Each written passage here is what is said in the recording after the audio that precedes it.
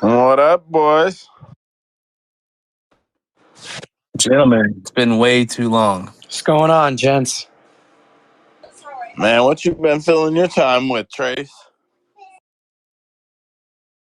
Fuck, dude, traveling. We went all the way back down to Louisiana for the holidays, so we went down for 2 weeks, and yeah, man, it's a 21 hour drive there and a 21 hour drive back with a 7 month old. Wasn't bad. The baby did very good actually, but yeah, I mean, I hate traveling, dude. So whole lot of traveling, and then just getting back into the swing of things now that I'm back at work, or we're both back at work now. How was the holidays for you, Joe? Oh, not bad. You know me. I got 5 kids. I love the holidays. Lots of challenge during this time of year for me, though. No It's been fights. great. I've been lots of challenge. Who the fuck was that? Dead Pick's ass? I think so. I don't forgot that man's voice, man. I haven't heard him talking so long. Fucking any old way. What you got on the docket for tonight? What's up, guys? What's How's it happening? going there, Dan? Doing great. Man, Cap MMA, you are a better father. You did 20 hours with a 7-month-old while traveling. You are a better father. I appreciate it, man. I appreciate it. So I think we're gonna talk UFC Vegas 84 for the pre-tape. You know, it's just we've been off for so long, man. I kind of just want to get back and talk. Just keep we haven't really talked much or been on fight tape together for a while. So just want to get back in the swing of things, man. It's like I said, it's just been too long.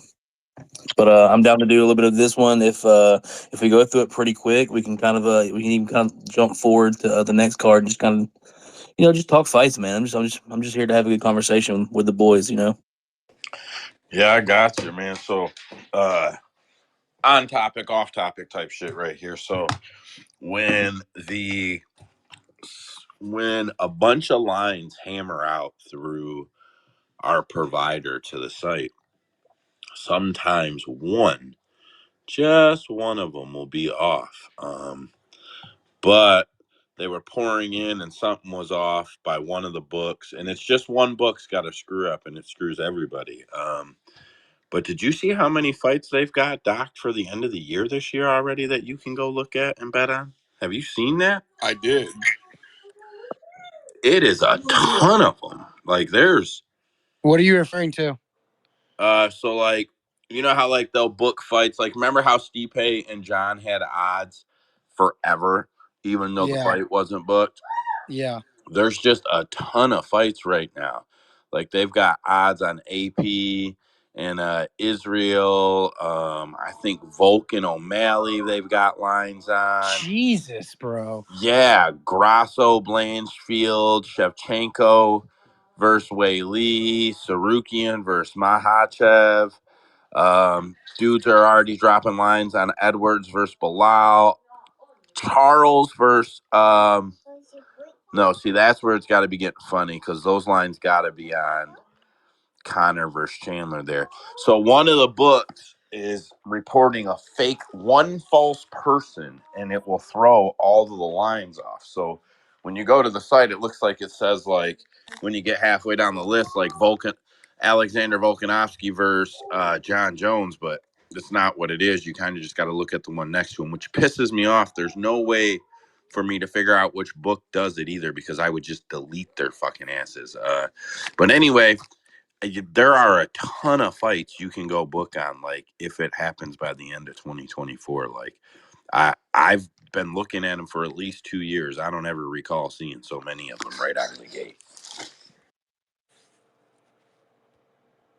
Yeah, That's a lot of fights. off the top of my head, it seems like they're always kind of like one or two events ahead, and that's just been here recently. So for them to put out a whole bunch at one time, maybe they're opening the markets where you can do it, further out, more money for them, or maybe more money for people to sink into it. Uh, you're also going to be able to get crazier lines because of the early books. So yeah, I don't see a problem with it, man. I think it'd be good, honestly. Yeah, I like that they put them out. I don't like that you've got to wait the whole year once you place the bet to see whether or not the fight happens. Like, Yeah, so they did me dirty. DraftKings actually did. So whenever they put up the first time they're acting like they're going to put Hamzat versus Sean Strickland, like they were talking about that was going to be the next fight for Sean or whatever, and then it ended up being Dricus. But they had lines out. I got Sean at like plus 270 or something like that. Thought it would be a good line. I figured the cardio would be an issue for Hamzat. Anyways, not the point I'm trying to make, but because it was said it was to happen at any time in 2024, and I placed that bet last year or like so like a couple months ago. So if unless that fight happens or does not happen, the fight's not going to void until the end of December of 2020. December 30th, 2024. So yeah, I'm so if locked into Strickland I'm pulls locked out, into you're that locked bet. in. Yeah, I'm locked in. I can't withdraw it. I can't cancel the bet. It is out there until something happens with that fight. Even though they're not booked to fight each other, it still didn't void. Usually, whenever they have a fight and it cancels, it voids. But I guess they updated their shit like you're saying. So that thing's locked in, man. I'm 3 units in with no end in sight. Yeah, the other shit one too is if you bet it by 2024, like say you bet DDP Strickland, right? And they call it off a week before, you're still locked in. If they don't rebook, if they don't do like bro, I love that they put the lines out. I will never bet one of them. I don't mind the lines like to be champion January 2025 and all that. I think that's really sweet, but I cannot bet those by end of year bets. A praise to the guys who can, the guys who have room in their book and on their units to say, yeah, I can sit on that. Like praise to them because they are the reason that guys out here like us want to bet. So, like, great for them. But I am not that guy. Yeah, I'm gonna have to say I agree with you. I'm not that guy by choice, but whenever you place a bet, not knowing, you kind of got to be that guy either way. Daniel, what you got, brother? Strickland will win this by dominant unanimous decision, 50-45. DDP will be DDT'd. I love it. I love Oh, it. I love it. That's a good one. DDT. I hope you're right, man. I don't know. I Just something I about believe in him. Drake Duplessis I don't like about the guy, but Sean Strickland ain't no great guy neither. So yeah, it's gonna be an interesting fight for sure. We're gonna see if Pahea really just has that kind of crazy ass power to put people down, or is Sean Strickland, if you're able to land a clean shot on him, is anybody able to put him to sleep? I Did don't you think say Drickus carries. Pierre? I don't think Drickus carries the same kind of power as Pahea does. So I don't know if it's going to be as easy as a knockout. You know what I'm saying? Why I do don't you think. keep saying Pierre? What did Because I miss? Pereira knocked out Strickland. Oh, my bad. I missed the reference. My bad. Okay, my Oh bad. yeah, you're good. I'm just saying. I I don't was know there that. for that I fight don't know that. too. I don't know that Drickus has the same kind of power as Pahea does. So, or if it's more of that people just don't really land on Sean Strickland that cleanly, and when they do they go to sleep? So, with Drickus's blitzing style, I think we're gonna find out what Sean's chin looks like, and we're gonna find out what Drickus's cardio looks like. Sean has spent a lot of time training with Alex since then too, and like Oh yeah, people they're people sleep on Sean. Like I remember when that training footage against that boxer came out before his fight with Israel, and everybody was like, "Izzy's going to take that dude apart." Blah blah blah blah blah blah blah. Now that video's quote unquote leaked. We all seen it months ago. Quote unquote leaked. Everybody's like, "Look at Sean piece up this guy," and it's like, damn, bro. Like people are sleeping on the fact. As soon as Alex knocked him out, dude, I think it was like 2 weeks later, Sean was posting pictures training with Alex. Zah, what you got, brother? Yo, what's good, guys? You guys talking about the Strickland versus DDP? Yeah, we more or less. I was talking about how I had placed a bet earlier in the year whenever him and Hamzat were supposedly going to be the next fight, him and Sean. So I had placed a future bet on that fight for I had like Sean Strickland at plus 270, and because of whatever new policy they put in place, even though that fight didn't happen, it is now that bet is pending until the end of December 30th, 2024. So I'm stuck in stuck in this bet for over a year, unless they fight before then. But even though the fight didn't happen, it was a future bet, so I'm still locked into it. But I was saying that I do think in a fight between Drickus and Sean, I think we're going to find out if Sean really does have a good chin or if he's really just hard to hit clean, and we're going to find out what Drickus's cardio actually looks like if he's able to eat those strikes. And I think it's going to be an interesting fight, man. It's going to be a fun one for sure. Well, I got Drakus in that fight, but damn, that's an awful situation that you're in, dude. Yeah, 3 units, but like I said, I actually placed that bet when I was doing it on a pretty good little roll. So the money being gone doesn't really hurt me too much, but hopefully, hopefully if that fight happens, that if that line doesn't blow up to be something bigger, hopefully I got a good line on that fight if it ever does happen. So we'll see. Daniel, what do you got, my man? Yeah, I think he's DDP's KO power is nothing compared to Pereira because ever since Strickland got knocked out Pereira, he was like, "Hey, can you show me how you did that?" And that's what happened to Mago Devov. I mean, it makes total sense now. I mean, you lose to that guy, and he like, show me how you do that. Just like with what was his name, Neil Magny with Damian Maya. It all makes sense. That round 2 KO, damn, it all makes sense now. And he has been training with the Pearl. Yep. We'll see if that's a good thing or if that's a bad thing for Sean. We do know that he has that changing power. Faisal, what you got, my man? Or Fessel. Sorry if I said that wrong. Yeah, Faisal is cool. Thanks, guys. I've made my prediction for the upcoming week UFC 84 in Vegas, and I'm riding very big on Tom Nolan and Farid Basharat.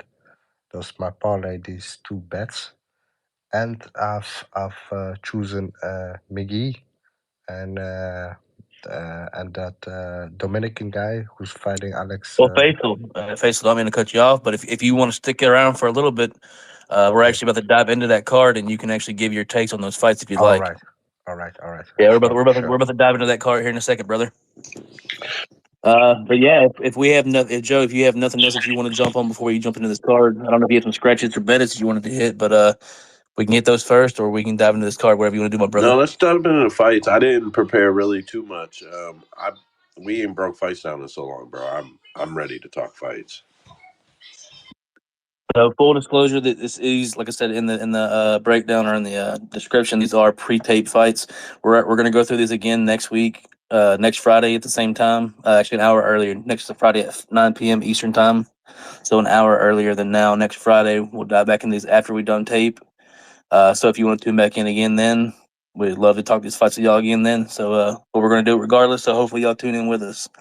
But first fight of the night, we do have Felipe Bunes versus Joshua Van.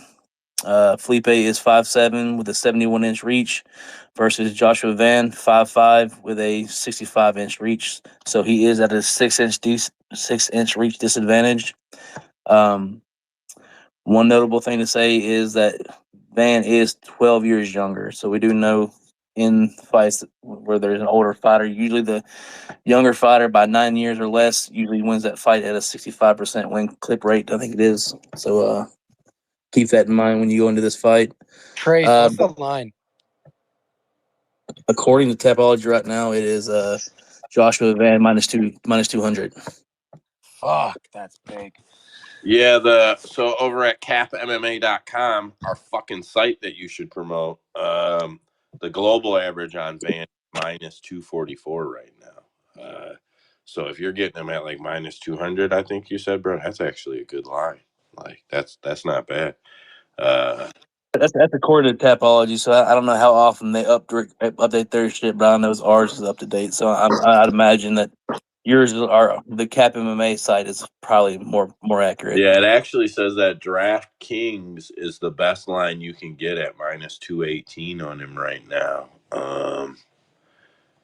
Yeah, so either way, I'm not bitching about Tapology or dogging them out. They're a great site. So Felipe's the old ass dude, right? Yeah, so Felipe is, if I'm not mistaken, he came off the Contender Series. He was actually a pretty sizeful underdog in that fight, but he was I think the guy he was fighting was that young hot prospect that they were promoting. I think he was undefeated, if I'm not mistaken, and he ended up coming in there and just out dogging that guy for 3 rounds, landing the bigger, more damaging shots, walking that guy down, and just kind of just I guess fraud checking the guy for the most part. So from what I remember, this guy he is nice, but we do know Josh Vance coming off that big upset against who was it that he fought? Kevin Boras. Kevin, yeah. Well, he actually the big upset was the Zalgas fight, I guess you would say, because as much of an upset as Zalgas is losing a close decision Oh, is, you guys are so ridiculous. There's no August fight in history that has ever been an upset. You guys are No, fucking no, no, ridiculous. no. That's what I'm saying. As much as a upset as a split decision in the Zalgas fight is, Trace, I'm it's kind pretty of. sure he came in on short notice for that fight, though. That's Oh probably yeah, he why. was. Yeah, I was like, my dumbass bet is August, so I'm not. I own it. I fucking own it. I did it again.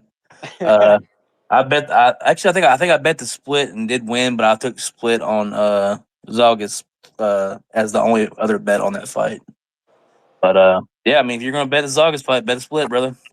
So I'm gonna put this one down on my list. I'm gonna take the over 1.5 on this. So just we're pre-tape here. I haven't watched anything to say, oh, this, that, whatever. But I can give you some numbers.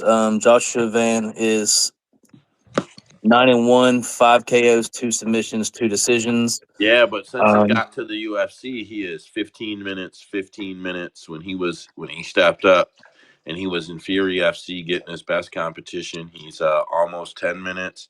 He's Most of his fights are over the first round, into the second round, almost into the third. Like they're the second Yep. portion, so I think the over 1.5 is a good bet.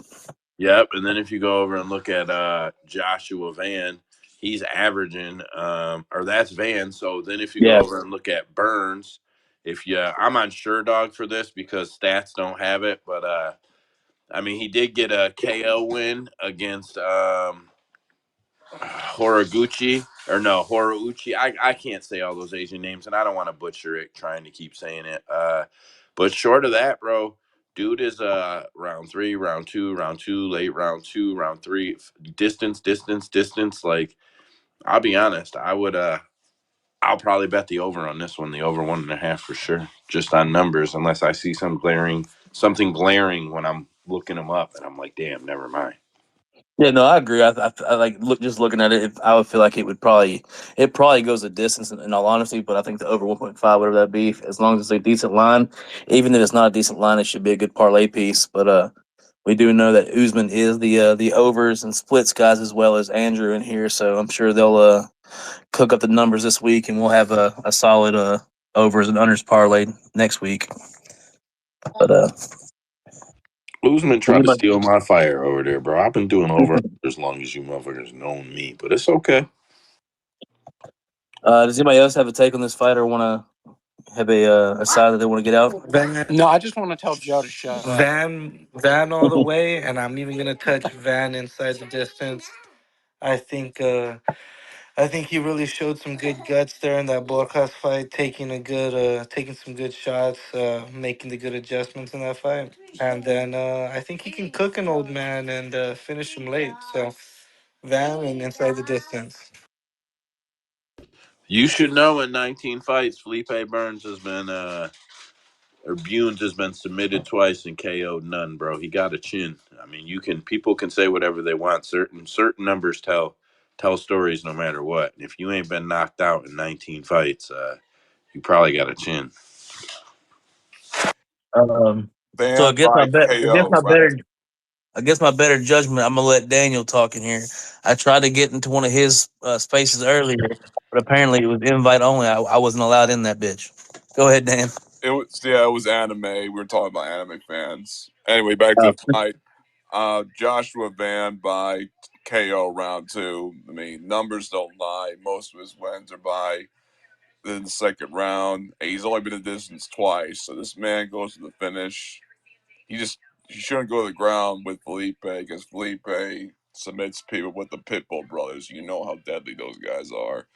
but I'm going with Van KO round 2. Solid stuff. I don't know if we've started doing it yet. I know we've talked about it a few times, but I do know we want to start doing the Cap MMA parlay again. So I don't know if we'll do it this tonight or if we'll wait till next week. But I do want to kind of take down as we go through the fights next week post tape, take down the fights that we majority agree on, and then make that a parlay. I know whenever we do like a big open group like this, chances are we're not gonna always 100% align on one side, but I think I'd like to at least do a majority's parlay starting from the next breakdown card we do. So it'd be next Friday. And then I just want to see how we do, man. I know for a while Joe was keeping track of it, and they were doing pretty solid, profitable for sure. I don't know the numbers exactly on it. I don't know if Joe still has them, but would be something We fun did to them. implement again. We did them 5 weeks.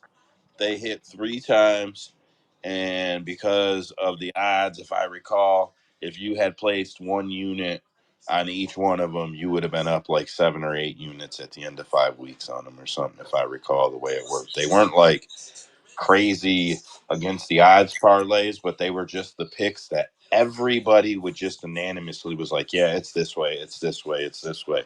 That shit was hitting. I mean, they weren't, it was 3 or 4 legs where you were only getting like plus 200 or something, but it wasn't about anything except for everybody just naturally was like, yo, yeah, bro, that's a given. It paid off. Andrew, what you got, my man? Okay, so are you talking about doing like a parlay where you're just picking fights that we all kind of unanimously decide on? Or do you want to do a parlay where we all have like our quote unquote lock and then we do a parlay with those? We're not the Uh, fucking uh, parlay boys. I'm more or less going for just like not necessarily like, oh, this is my most confident pick of the night.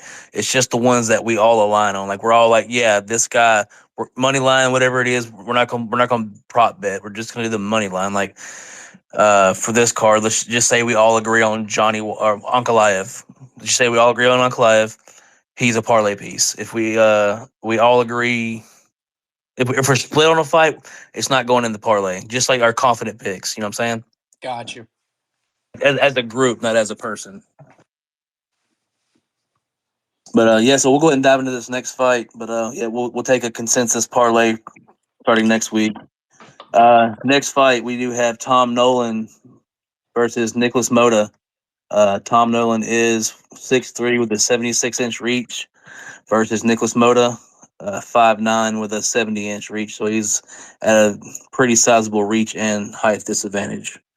Uh, Nolan is 6-0, 23 years old, and Mota is 30 years old, 13-5. Nolan is coming off the Contender Series. I would be lying if I said I remember him off the top of my head, but I do know that our boy Faisal down here came in with the heat ready for this one. So we'll start it off with him. What you got, Faisal?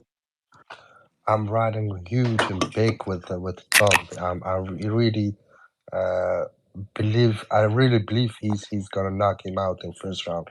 I'm really surprised he's still in UFC. Moda is such a bad fighter. I've never enjoyed his fights, but Tom is gonna put end in his UFC career. I'm very sure. So I'm riding very big on Tom. Yeah, going into this pre-tape, it's not so much that, like I said, I don't very knowledgeable when it comes to Tom Nolan, but I do know that Mota does seem to have a very bad issue with his chin. He doesn't seem to be able to take the damage very well. I mean, he just got outstruck by Ogden and then finished, but not finished because the referee made he jumped the gun and didn't let the man get finished, which he was going to get finished regardless. He just got lucked out and I think it was a DQ or a draw or something like that. But yeah, he was losing to Ogden, and it was not a good performance. Once he starts getting hit, he kind of just loses himself. So yeah, for me, I'm fading Moda in this fight. According to this, I don't have Cap MMA up in front of me right now, but I will for the next fight. Shame on me. But according to Tapology, Nolan is a minus 200 favorite. So people seem to agree with you, Faisal. So hopefully we can get this one in, get this one to a parlay as well if everybody agrees. I'm gonna pass it off to Daniel just because he's had his hand up from the get go, and then we'll go with Joe. Iron Moda. Look, I don't know the guy, but I do love my guys from Extreme Couture. I'm going with I go with Motto by latest round 2 KO. All right, we will see. Joe, what do you got, brother? So Moda was brought in as like a somewhat touted prospect, to say the least. But I don't want to overstate it either. But Moda was brought in with some expectations on him. And he didn't really seem to live up. And we know how the UFC feels about that. They give you even a little bit of a push, you better fucking overperform and oversell. So it makes sense that I don't want to say feeder fight, but it makes sense that they're trying to set Nolan up with someone to see if he can go get this dub and pull it out. But I don't bet fighters that are stepping up stepping in the UFC and stepping up such competition levels. I just skip it, man. And I have said this about Moda before, bro. Fear the parlay buster. I don't I don't fade Nicholas Moda because he is the type of dude that just fucks your whole parlay up. This isn't the first time I've said it about him. So I'm gonna skip this one. Just plain skip it, but you boys are welcome to play it, even parlay it. Joe, what's the line, bud? I actually came out to get a notebook because I want to write down all the plays I'm saying. I'm going to sit down and go play them as soon as I can get lines on all of them. But everything I say I'm going to play tonight, I will have a slip for. If I go over to Cap right here, man, it's going to load the odds fresh because I'm on the iPad and it always does that. All right, so Moda is. God damn it. Fucking scroll. Moda is plus 234 Plus, on average on yeah, Captain. yeah. And his So, best so line you not can Tom get. Nolan. Go ahead, Joe. No. You can go ahead. His best line is plus 260. Nolan's best line anywhere is minus 275 from BetMGM. Man, they expect this kid to fucking smoke him. He's Yeah, huge, and the bro. average, 6'3" at yeah, lightweight. the average for Tom Nolan overall though is minus 313. So if you can get him at 260 or 270, like you said, that's a size that's a half that's 50 cents. You know, that's a sizable change. So yeah, should be a one sided fight according to this, but. Yeah, Yeah, the that's a power is 31-point there. average. I did see that Tom Nolan was knocked out in round 3 in his amateur career. So I don't know, man. I think I would ride with Tom Nolan here. I'm gonna do this like I'm gonna watch tape and then I'll be back next week to possibly change my answer. But pre-tape, I'm gonna ride with Tom Nolan. Ride with the money, I guess. Next fight we have is Weston Wilson versus another tough alumni and Gene Silva. Um, Weston Wilson is 6'1" with a 73-inch reach versus the 5'7", 69-inch reach. Lord Assassin Gene Silva. That's the name there. 5'7", 69-inch reach. An enormous favorite. According to, actually, you know what? I have it pulled up right here. Gene Silva, the universal or the global average is minus 769 favorite. That is a Whew. massive favorite. That is crazy. Let's But I be mean, real though. Weston, Like, I don't know. I'm not trying to be rude, bro, but like Weston Wilson looks like me. You know what I mean? Like he just looks like an average dude.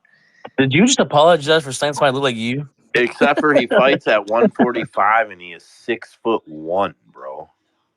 The funny thing about him being such a favorite, bro, is Burrito fucked him up. Dude, bad. Like, don't get me wrong, dude. This kid Wilson has some slick jujitsu, but outside of that, bro, like he's a deer in headlights, man. Yeah, he's been finished 6 times, Gene Silva has never been finished. 11 KOs, 2 submissions, much smaller. I'm I'm I gonna mean, put it's a not unit. bettable I'm though. gonna put a unit on Gene Silva just Gene because Silva, I what? think Weston Wilson is hype, bro. I man, I You're not taking the money line, are you? There's no way.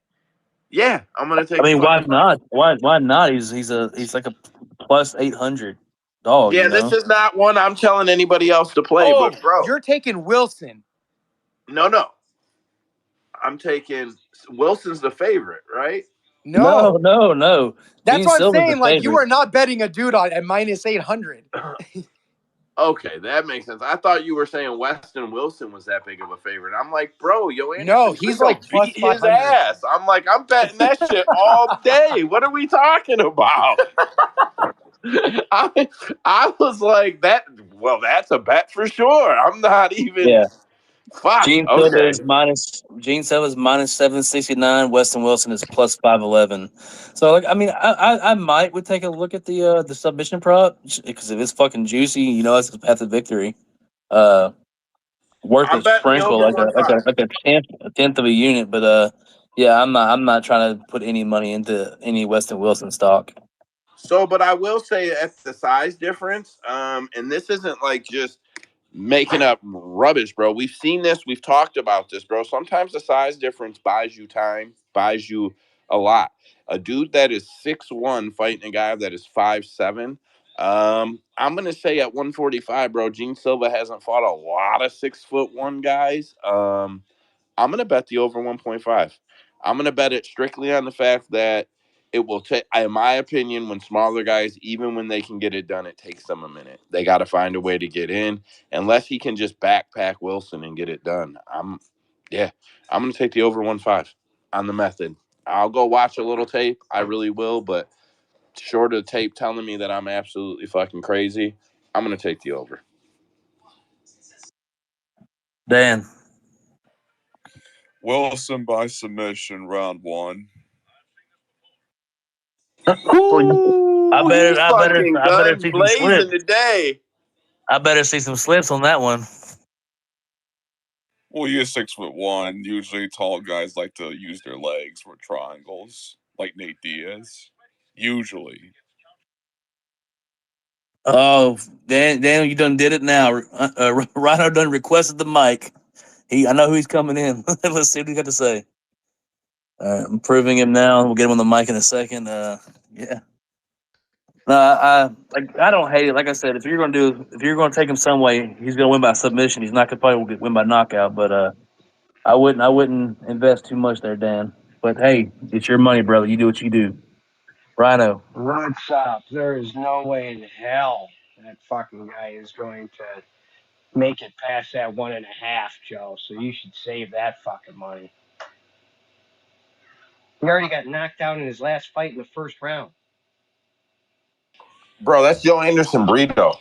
Yeah, but he's That's also a midget no, too. come on. You're gonna compare this kid to Joe Anderson Brito right out the gate? That's fucking insanity. But not as a I don't even reason gotta for it to see the go kid. over. If he loses, the only way this guy is winning is by a submission. That's all of his wins. His wins before it was in Global Legion FC, Conflict MMA, Rock the Bells 6. Do you think he was fighting some elite competition or was he fighting a whole 6 pack of beer? So like 2 months ago, before Gene Silva was in the UFC, was he fighting killers in Spartacus MMA? Like But are they that's why I'm killers over saying there? of course not, but that's not a reason to say it's going to go long distance.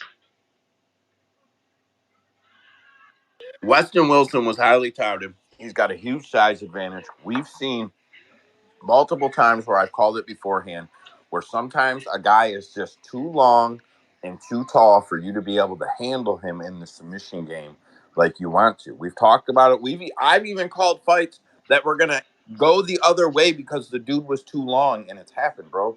Weston Wilson is huge on this guy. Well, maybe for a I'm just tiny sprinkle, that's why we would put in on a submission form. That's the only way he's going to win. This freaking Silva guy, he's been sitting in the canned world as well. He's got all these first round finishes. punches, guillotine, flying knee, punch, guillotine choke, punches, retirement, and a As he decision fought in on Dana White Dana Contender series, Series. as soon as he fought UFC recruited talent, it went the distance, right? Yeah. So Okay. that means it goes the distance. That's all we needed to know. Your last I didn't fight. say that. I said I think the But 1.5 is playable, and I'm going to play it, and I am going to night. play it. I'll go night first round. Okay. What fight are we talking I'll about? screenshot that shit. Wilson versus Silva. Who's the We minus really, eight we really hundred? argued Bro, over are we Minus still on this 800. The fight? minus this. Is 800. the Yeah, this is what talking fights is, fuckers. this is the kind of fights that we go to war on. I'm telling you, Oh these are Wow, these man. are the no. fights. The fight with the bad bet of Amen. caring about 1 for 1.5. What's the line for it? And the line better be high if that. I bet I'll get plus money on it. You I better. bet I'll get plus money on it. You better. Who's the minus 800? Gene Silva. Oh shit! The midget, Joe C. It's Joe C. Bet Gene Silva. Come on, guys, this isn't Bellator. Well, and LFA, Mr. Wilson was 0-3. Look, all I'm saying is UFC. You bet the minus 800. Well, of course. People You do the over about one and a roundabout. half, like Joe. Next fight. All right, so next fight we have is Farid Basharat versus Taylor Lapilus. Farid Basharat is 11-0, 5'8" with a 71-inch reach versus the 19-3 Taylor Lapilus, 5'6" with a 73-inch reach. So he is 2 inches shorter, but with a 2-inch reach advantage. Um, yeah, I'm gonna let Faisal kick this one off again too, but I do have a strong take on this one. Go ahead, Faisal.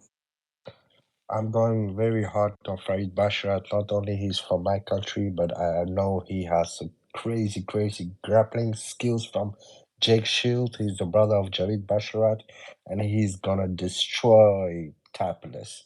I know the French guy is very popular here in Europe.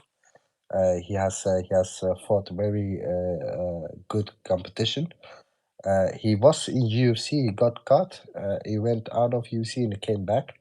But still, Farid is on another level.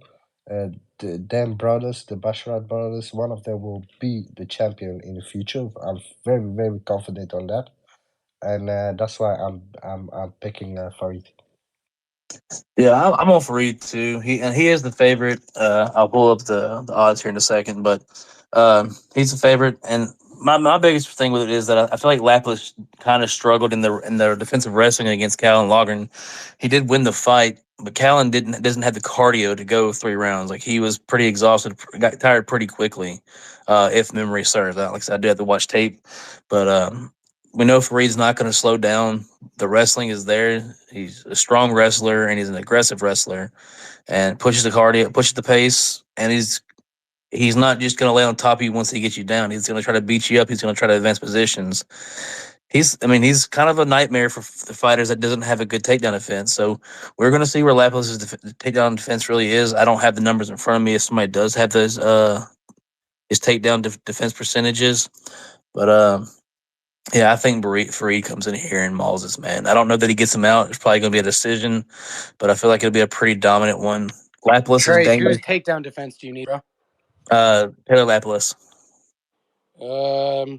It's but 81%, but he also only has one fight in the UFC since 2016. So okay, so that was him stuffing, I guess, Callan Logren's well, no, that takedown. includes all the fights, but I mean it's hard to take that into account. Here, let me pull up this fight. It's so the fight itself versus Callan. Callan only landed 2 out of 11, but Okay, he also had 6.5 minutes of control time. okay, so once he did get him down, he was able to hold him down. Yeah, so I I just feel watched the like fight he's talking about. I think in the third round he went 0-for-6, so that helped the takedowns. But then the 2 rounds before that, he was held on the ground and lost both. okay, so Yeah, I think he's going to be able to get him down. And once he gets him down, I don't think he's going to get him off of him. Lapis does have very good striking. He's a sniper, um, very sharp on the feet. If you let the fight, if you keep the fight pretty, he's not the kind of guy that once you make a fight ugly, he's not gonna go strike for strike with you. He's not gonna just come out and start being a dog and start throwing combinations with you. He's still gonna keep looking for the perfect strike, the perfect punch, the perfect kick. He's not going to come out of his comfort zone, and he's not going to put himself at any unnecessary risk to try to land strikes. So if Fareed is able to push the pace and make this fight ugly, I think Fareed should run away with this fight pretty easily, whether it's through just control or beating him up on the ground. Daniel. I'm going with Furious Farad by submission. Here's why, and by round one. So both these guys, they like to finish their fights in round one. Farad has 3, and Taylor has 4. So this fight's not going to pass round one. Farad by round one submission. I'm just going to say this for you, Dan. He is 3 finishes in the first round out of 11 fights. Not the best odds. And Lapis is 4 out of 19. Not the best odds. You bet what you want. I'm probably going with a decision on this fight more than anything, or I would take the over. So I feel like this fight is going to be a one-sided grapple fest. I guess you'd say. I don't really see the finish coming, but that is just my opinion. Joe, what do you got? Man, I'm super high on Basharat, and I'm just not going to fade him until he gives me a reason to. At minus 240, if you can get him anywhere near that, I think he's a great parlay piece. I do think he can get it done, but for the money, like where the line is at, if you're building a parlay, I don't see a need to chase the prop at minus 240 ish. If you're getting it around there as a parlay piece, I think it's a good play. I will 100% play Farid Basharat. Sorry, I was indigestion. Farid Basharat. Rhino. Yeah, he's definitely the favorite. I totally understand why Basharat's the favorite of this. I just think Taylor's got the veteran enough to make the fight go long. So yes, I'm with you on the distance, and that's why the over 2.5 is minus 245. Oh wow, that's pretty cooked already. So yeah, I would So probably go ahead and take everybody Fareed. thinks that. Throw it in a parlay or something. All right. So anybody else got anything else in that fight? If not, we will move on to the next one. The next fight we have is Gaston Bolanos, 5'7", with a 69-inch reach, versus Marcus McGee, 5'8", with a 69-inch reach. So pretty much even on the tape. 8-1 and 7-3. If I remember right, Gaston Bolanos was the guy that was kind of went viral in Bellator for the spinning back elbow knockout, but pretty early on in his career. Um, Coming off of a decision win over Aaron Phillips. Aaron Phillips is one of my brother's MMA coaches. Uh, not going to shit on the guy, but I don't think he's UFC caliber. This is his second stint in the UFC, and he still has not had a win in the UFC. So beating Aaron Phillips does not carry much weight for me. But yeah, I'm probably gonna ride with Marcus McGee, man. I feel like he's been a uh, pretty solid little UFC run so far. 2 or 3-0 in the UFC. I'm not 100%. I don't have it pulled up in front of me, but yeah, I like old Marcus McGee. I think he'll out wrestle him and be able to beat him up on the ground and use his wrestling to hold him down to keep the striking from Gaston Bolanos from being a problem for him. But if it stays standing, Bolanos is very much live for a knockout. So, but Marcus McGee, as of right now on Tapology, is minus 325. He is a minus 278 global average for Marcus McGee. So money does seem to be coming back in on Gaston Bolanos. But yeah, I'm gonna ride with Marcus McGee on this one. Joe, what you got? McGee all day, bro. McGee has done nothing but impress us in the UFC. We have no reason not to believe that he is going to come out and do the same thing. Gaston is the dude that had the fucking bro. Let me click his name. Who was it? He fought a dude. He lost in Bellator and then got the rematch in the UFC, and like it was a storybook thing for him or something. Like bro, yeah. So okay, no. So that's how he got in the UFC. So he lost to Daniel Carey and then beat him and then got in the UFC. I remember watching Gaston. I just can't remember. I can't like this guy, that guy. I know who he is. I'm on McGee all day. I will look up Gaston. I will retape him to see if I'm missing anything. But bro, I think Marcus McGee is a easy cap on this one. If you can get him anywhere near minus 275, he's a great parlay piece in my opinion. Yeah, I'm pretty sure he went viral in Bellator for like for his first or second pro fight where he landed a spinning back elbow that made a guy face plant that went pretty viral. But Usman, what you got, brother? Yeah, Gaston Bolanes is a guy that Joe Rogan has been hyping for like the past 6 years. It seems like I remember him. I don't even listen to Rogan anymore. Like I remember him hyping him up a long ass time ago, and he lost in Bellator. So I think that tells you everything that you need to know. All hype, ain't the real deal. Fade him at all costs. Daniel. Gaston, the dream killer, may be from Peru, but he fights out of California. I got family in California. I'm going with Gaston by decision because other than MMA, he's done kickboxing and Muay Thai. He's got good, solid decisions and good KOs. But I don't know. I'm gonna go with decision with Gaston.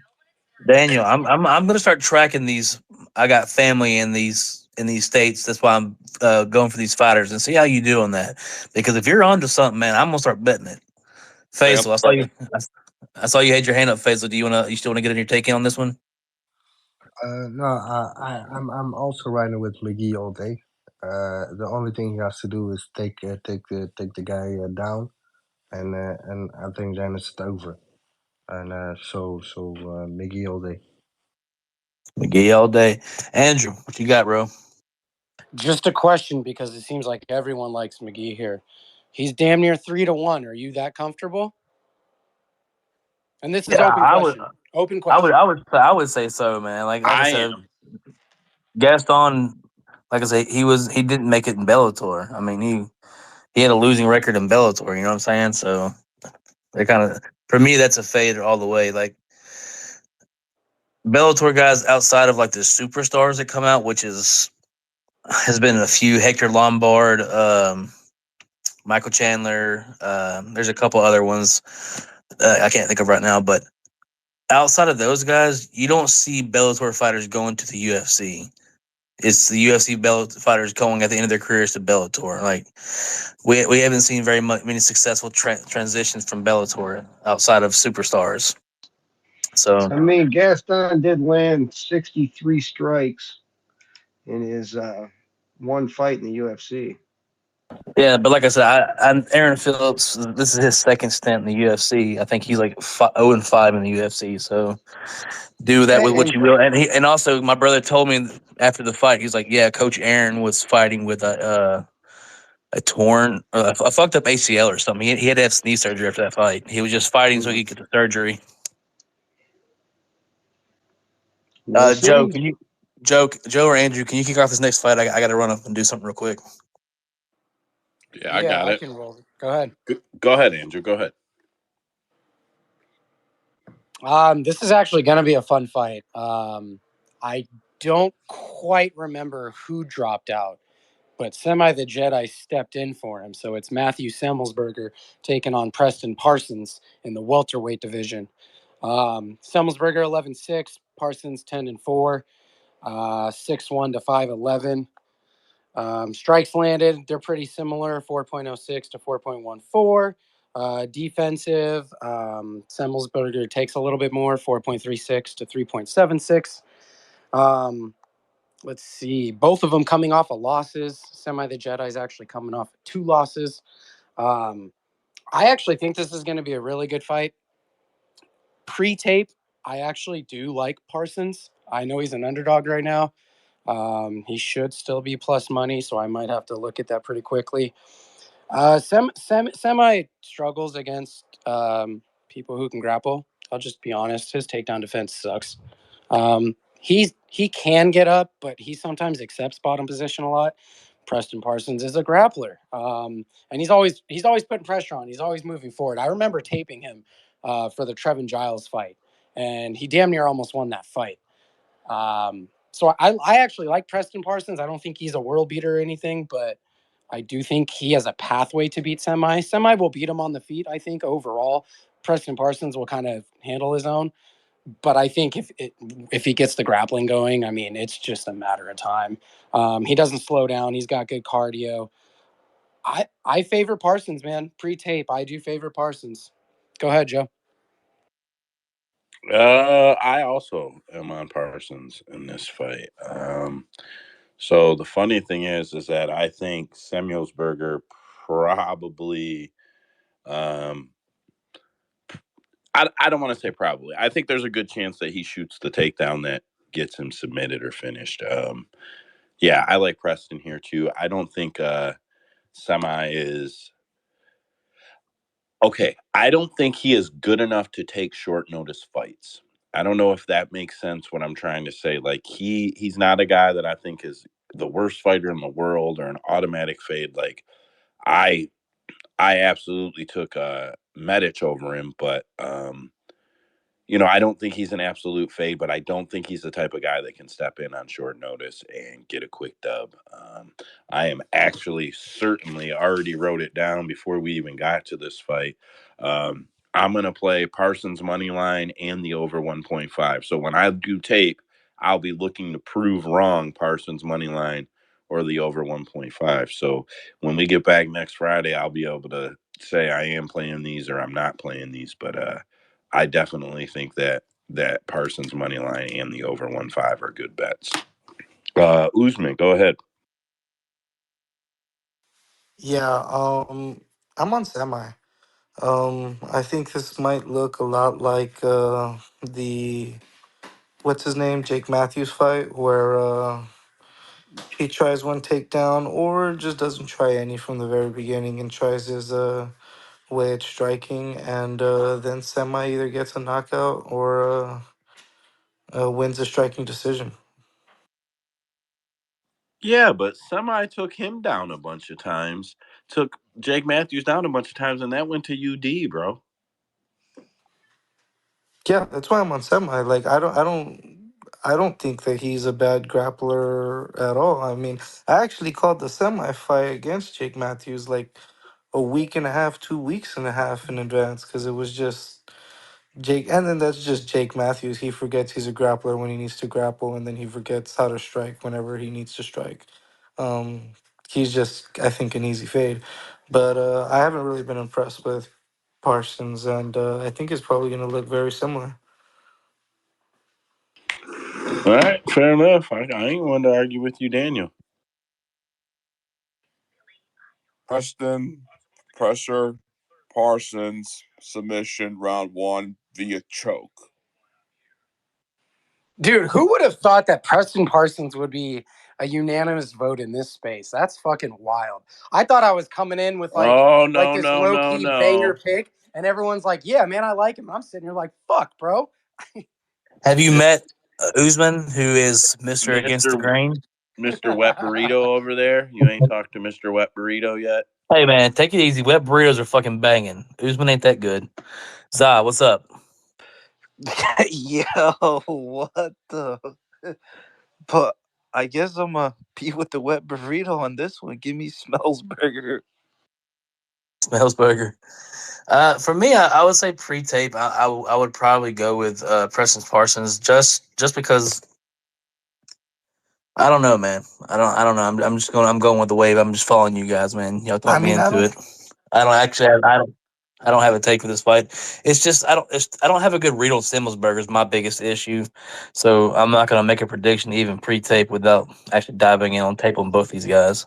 No, Sorry, I Usman, was go just ahead. gonna say, like, I heard what Andrew had said about the big takedown issue for Semmelsberger, and it's like he's only been taken down by Jeremiah Wells. I mean, Semmelsberger, it was very dumb of him, but he got a takedown against Alex Morono. Like, you look at the Chaos William fight, that was a loss. Nobody landed any takedowns. Morono didn't land any takedowns. That was a loss. Medic landed one takedown, but I think just like off of memory, I think that was just like a half-ass like little trip, and he got back up. I might be wrong. It's only been Jeremiah Wells, and Jeremiah Wells isn't the best fighter, but he's also got a lot of power. I don't know. I like Semi. Bro, he got taken down 4 times by Fletcher. He got taken down by Matthews. He also got taken down by Did Medic. he lose those fights? Only the Medics one, right? He lost the Medic one, and he won the others. Yeah. That's his point. You don't think I know that nationwide jingle? Nationwide's by your No, side. that's That's the right, Bubba. chime for garage door open. If if something slams in the living room, you're gonna hear Did you guys living about room to glass Did you guys hear break. Oh, were you getting your burritos delivered? Are you bougie with Uber over there, motherfucker? Usman, I have a question for you. You don't think you think Semi is going to fight well on his back foot? I mean, look, hey, we're not. I didn't look into tape in on any of this. Dude, Trevin Giles, didn't he come down in weight to fight that fight? Like, I just don't think fucking Preston Parsons is that good. Fucking. Well, the difference is that Trevin Giles has probably one of the best jabs in that division. Well, Semi does he not came have. down to welterweight because he was getting beat up by middleweights. And So then yeah, he came down to division, but he's a big welterweight now. Yeah, but Trevin Giles, it looks like he's finally starting to hit a little stride in his career now. It looks like the striking is starting to come together. He probably was fighting too big of a weight class, so Yeah. I mean, he looked good at the weight class, and I don't know if I want to discredit somebody for the guy that he fought because he looked good that fight. I don't know that it was necessarily that he looked bad or that he is a bad fighter. Maybe it was just an off day, or maybe just Trevin Giles just did look that good. But I am going to dive back into tape on this one. But pre-tape, I'm going to ride with Parsons. I look, think. this is Uh, no tape, but let me Listen, ask you a question. Does Preston Parsons have a win in the UFC? yeah, I think Evan Elder, I Okay, and believe. who is Evan Elder beat? Semi the I mean, Jedi. he was beating the shit out of the guy that just beat Terrence McKinney, But he lost that fight. Hey, it's an L. but via It's an cut, L on the via cut. record. That was the. Gennaro, And then he beat You're right. Gennaro You're Val right. of all people. Valdez. Are you sure Yes. you're Oh, Mexican, Usman? That's your hey, language, hey, brother. I'll fucking give Valdez all the props for that chin. He ate like 77 shots in 30 seconds from Matt Frivola. But I'm not gonna say he's a fucking good win on the damn record. Bro, the question isn't will Semi fight well off of his back foot. You took that too far, Andrew. The question is just will he fight well off of his back? And the answer, gentlemen, is no. So, Preston Parsons. Wordplay, I like it. We'll close that fight out. We'll move on to the next one. A banger, if you will.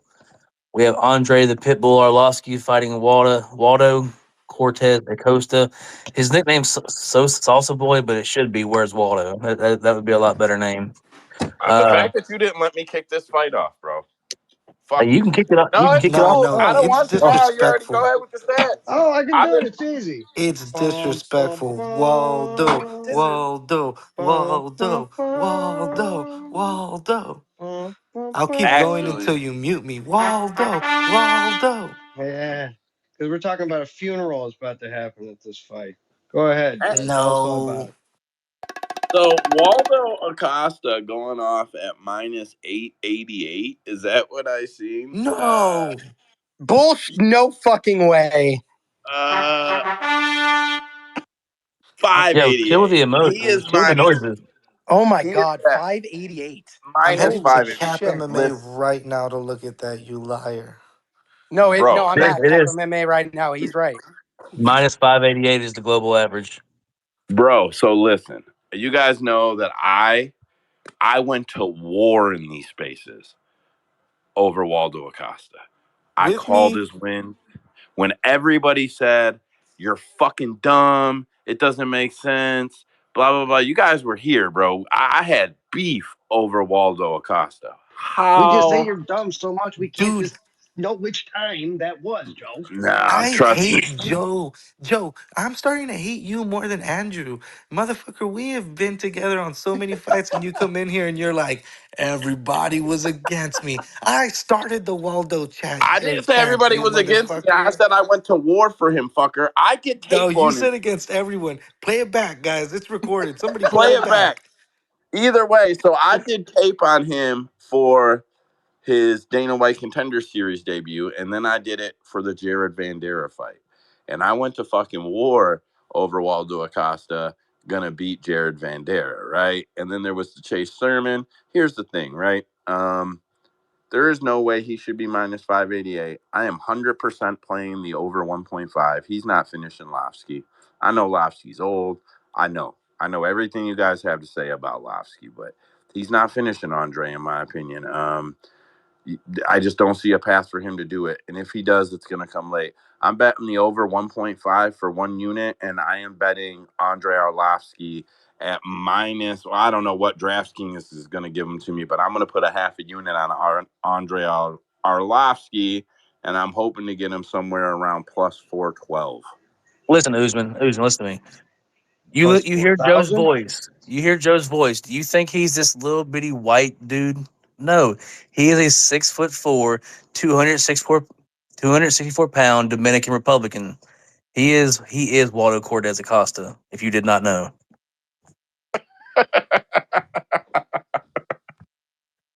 Andrew or Usman, take it and pass it off to Andrew. Then we'll move it around from there. Waldo. I'll do the chant a little bit faster. Yeah, I love Waldo as well, man. Fucking, I'll be going for him. I think everybody's gonna be hyped on him getting a finish because I'm doing quotes right now. You can't see it. Andre Arlovsky is chinny, and then he just knocked out whoever the fuck it was in his last fight. No jabs, leg kicks, hit the over, and if you want to be sexy with it, you hit either fighter by decision and we're making it a good night, boys. Andrew, Yeah, Joe, simmer down. Let's be real, dude. Waldo's still boo boo. He's really not that good, but he also hasn't really fought anybody that good. That's okay. You can continue rooting for him, and that's cool. I do actually think he's going to win this fight, unfortunately, because he's fighting a guy who's about to be 45 years old. Um, Andre, don't get me wrong. Before his last two fights, he actually looked really good. He Oh, no, came no, no. Don't double bitch on it. Any You're of them either guys taking in him the or you're UFC fading him. anymore? Any of them guys in the UFC anymore? for who? his last three wins are no longer in the UFC. Who? Whoa, whoa, Dontel whoa, whoa. made. Those are the same guys that fucking Waldo Acosta beat, though. Be careful with So that. they all suck. That's Great. who we're talking And about, bro. Arlovsky's We're getting talking knocked out about his last Waldo. two times. He's done. Those are the same guys that Arlovsky beat when he looked good before his last two fights. They're the same people. And Yeah, but they that was suck. 2 years ago though. Yeah, but Andre Arlovsky is fucking 45 years old. It's a little bit different for him. Hold up. Are we fucking doing this shit again? This Yes, fight? we are. Hell This yeah, fight? we are. Bro, he is going to bust your parlay. He's going to bust your parlay. Watch. Who? Andre Arlovsky is going to be that guy that you motherfuckers are going to be back in here like, Joe called it. He's Bro, busting that parlay. I'm not taking Arlovsky. There's no way I am. What I was You will betting never hear No, that. no. You're not understanding. Arlovsky is going to beat Waldo Acosta. Oh, no, no chance. No chance. No. Yes, he is. Yes, Here's he the thing. is. His last two fights, he didn't lose. He got finished and hurt both times, bro. He is on his way out. He's almost 45 years old. He's slow. He can't take hits anymore. Don't get me wrong, Waldo's not that good, but he knows how to Waldo beat went up 3 rounds with Jared Vanderaa, bro. bro. Come on. And if it takes him 3 rounds to beat Arlovsky, then he will. But he's gonna handle him, bro. He's gonna handle him. I just want to leave you Handle on him. this note real quick. Andre Arlovsky was my favorite fighter when I was 12 years old 20 years ago. That is a fact. That is not something I'm making up. My man is fucking old, and he has been through some wars, and he has taken some damage. I I don't think Waldo Acosta is a big power puncher. He's not really, but I don't think it takes that anymore. He's just got to land on him, and that's the reality. If he goes out there and just hits him with 1-2s, he's probably gonna put Pitbull down for one last time. I can't imagine that the UFC is going to re-sign him on a 3-fight losing streak. I don't know how long his contract is left, but He's got a lifer contract, I think. One of them ones where he like he, he deserves keep him one. on He the fight. deserves one, but I don't know if that you can sell this guy anymore after this fight if he loses again. Bro, But Wait, to be Lovsky, clear, what Lovsky's been doing is he's been getting into range, taking his shots, and then getting out right away. That's what he's been doing. He's been point fighting. Bro, when he gets into range, when he gets in that booth, he's gonna get hit hard, man. I'm telling you, bro. He's gonna get hurt in this fight. nah, you're fucking crazy. You let's guys, pass this around real quick. We have people with their hands up. Usman, go. you guys are fucking high. I love Waldo. He's the GOAT. This fight is GOAT versus GOAT.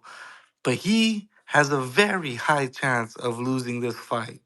Fucking Waldo does one, two, three things: jab, overhand right when he can get into space, and leg kick, and eats leg kicks. Oh, wait. Fuck. You forgot the fourth thing: the overhand right when he's not in range. You forgot that. Yes, 100%. Those are the only three strikes that he knows. And he's going to become the champion with those three strikes. But he's got to learn something from another old GOAT in this fight. Like, if you want to say Andre Arlovsky's going to lose, that's fine. There's no way that fucking Waldo should be minus 500.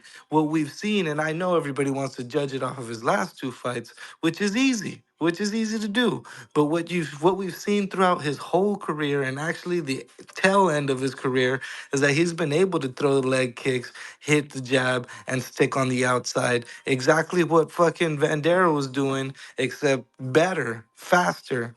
And that's because he's fucking 44 years old. He can get this win. Bro, In Chase 11 months. Sherman, In 11 Jared months. Vanderaa, Lucas Brzeski, but he lost to Marco Rogerio de Lima. You know why? Because that dude can fight, and Waldo Acosta can't fight. Okay, Joe, you're being too disrespectful to Waldo. I need you to chill the fuck out right now. Still put some respect on his name. Bro, $20 says he leans against the cage before the end of the second round to take a breath. All right, let's get some fresh blood on the mic. YB, we haven't heard from you tonight, brother. What you got on this fight? So I'll be honest with you guys. I can't believe this conversation has gone on this long about this fight. I feel like this is a Yeah, very you are preaching basic, to the choir, brother. very, very basic. Take Arlovsky out behind the barn, tell him to go look at the flowers like Lenny did in the book, and you shoot him in the fucking head, and he rides off into the sunset. This dude is on a 3-fight losing streak. He's 2 fights, right? He lost Two. to Two fight. Dontel and he lost to Two. Rogerio. No, 3-fight because he robbed Jake Collier like a motherfucker. Those judges got You that think you'll be saying completely he wrong. robbed He Waldo is on a Acosta, or you'll just be 3. saying Waldo is the GOAT. All right. I don't know what you're talking about. Waldo is the best fighter we have ever seen since John Jones and Demetrius Johnson. So, first of all, Okay, you need to get Dan. that Dan, correct. go to Dan next. Second All of all, right. he's gonna 10 lose. seconds. Period. He's gonna fucking lose. Waldo is gonna leg kick him and knock him the fuck out. He's going to wear glasses doing it. It's pretty cool. Daniel. Daniel. Andre the Pitbull Arlovsky is 44 years old and he's still kicking. So once again, just like what's his name, Parsons, I got family in Florida, and Andre fights with ATT, American Top Team. I got the Pitbull, unanimous decision. I Family. will say this real quick. YB, I appreciate you bring in some books into the conversation. Of Mice and Men reference. That's a good one. If you didn't know, Lenny got cat from behind. Of Mice and Men, gentlemen. Faisal, what you got? Waldo all day. He's much stronger, younger. He's a great boxer. He has a lot of amateur boxing experience. I know Arlovsky is a legendary fighter. We all love him. He has put some legendary fights. He's a former heavyweight UFC champion. But he's old, man. He's very chinny. He's old. You cannot just lay on. I'm actually very surprised UFC is paying him a lot of money, and he's also fighting till now. So I think it is his last fight, and I think Waldo is gonna find the chin, or he will win this fight, and I think it's even a luck of this card. The The night. best prediction you can do is Waldo from this whole card. Joe, close it out for us. Great, because I do want to close it out. So we got some listeners in here that are new, and we got some guys that are regulars. The one thing that I guess shocks me about the guys, the regulars, the team in here is that is Waldo Acosta so good that he doesn't apply to the rule? Why am I the only person that has said over 1.5? This is as low level heavyweight as the UFC can possibly fucking offer us.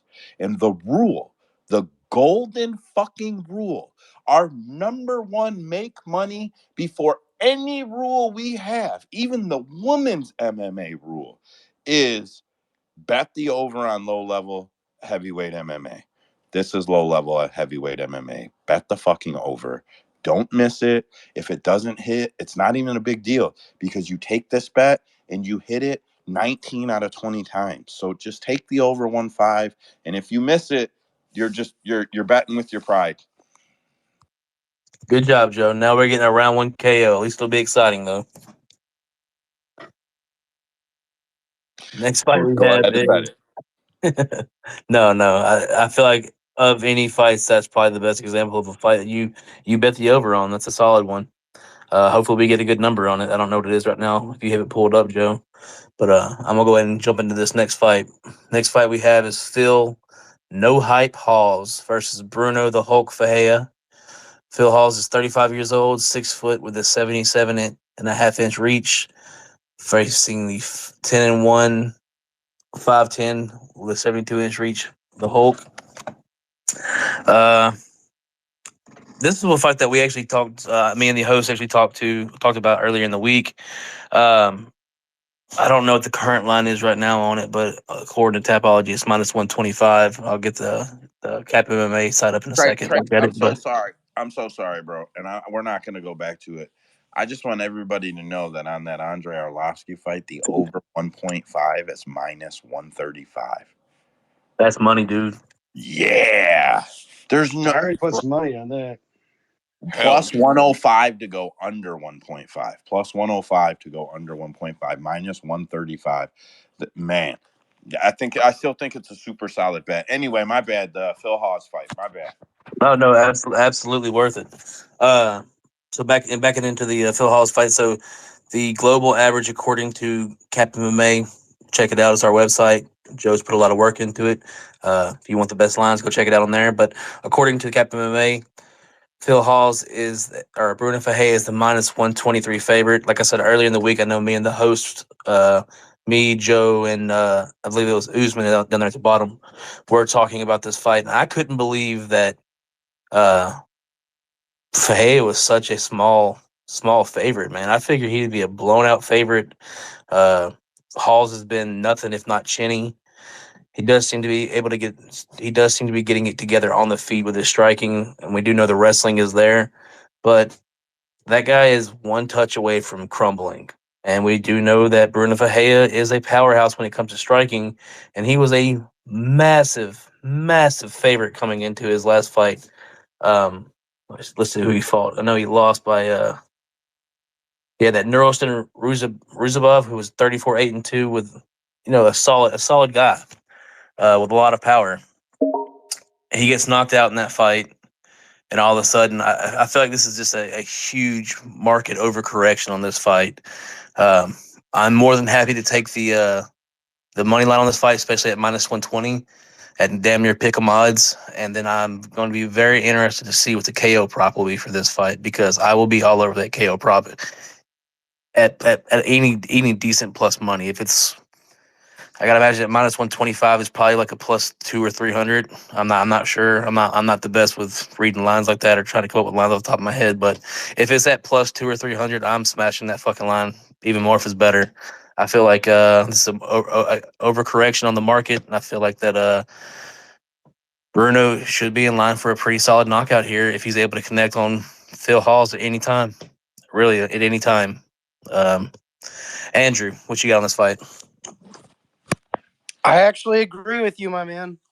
I actually agree with you. I've noticed that Phil Haas is pretty good at getting knocked out. He's also pretty good at getting knocked out in the first round pretty quickly, pretty viciously too. Um, his last win was against Deron Wynn, who is like the smallest fucking middleweight ever. Wrong division. He's almost 35 years old. He's slowing down. He can't take a hit. I just feel like this is a recipe. You have a guy who likes to get knocked out in the first round, and then you have a guy who likes to knock people out in the first round. So I feel like the math is mathing right now. So I agree with you, Trace. I'm probably gonna take the money line as well. Yeah, let's go, bro. I just want to hit the pause button real quick on this one. Our boy D baby in the motherfucking house, man. The Parlay King up in here. Good to see you, brother. It's been a long time, man. I'm glad to have you in here. Grab a mic and let's talk, brother. Been way too long. Usman, what you got on this fight? Yeah, we're gonna start calling Bruno Ferreira the king of overcorrections because he was a huge dog against RoboCop. He killed RoboCop. Became a huge favorite against Ruzov or whatever the fuck his name is. Got killed in that fight, and now people don't know what the fuck is going on. Um, if you can parlay it, just parlay fight doesn't go the distance. Um, fucking sprinkle on both of them KO. And you know what, guys? We don't say this word in here, but this year I will be coming. Oh, I will be becoming a value boy. Um, Don't you put that on me, Ricky I Bobby. will be becoming a value boy. Give me Bruno Ferreira by submission. You could be safe and put inside the distance, but you know what? Well, wildest shit has happened before. Give me Ferreira by submission for a tiny little bit of sprinkle on that bitch. I will Trace, be. remove his speaker. Yeah, what the fuck is a sprinkle? You mean you're gonna put some pennies on it? The fuck is a Uh, sprinkle? One for me, a bone sprinkle is nickel. about is like a tenth of a unit, .01 brother. of a unit. So pennies. So we're gonna put pennies on it. Nah, like $5, $10 is a sprinkle. So Yeah. pennies. Yeah, we're gonna put pennies on it, Like a Yeah, right? but slot machine. sometimes, We're gonna pull down the sometimes them lever. pennies, sometimes them pennies turn into dollars, Joe. I got no For problem me, with putting pennies on it. I got a problem with calling it sprinkles. oh, don't be a hater, Cada buddy. centavo Everybody loves cuenta, everybody compa. loves sprinkles, ¿Cuál es el Joe. pedo? I've got But fairy dust. I'm gonna hope and pray and sprinkle my fairy dust. The fuck out of here. We put pennies on it. We're men.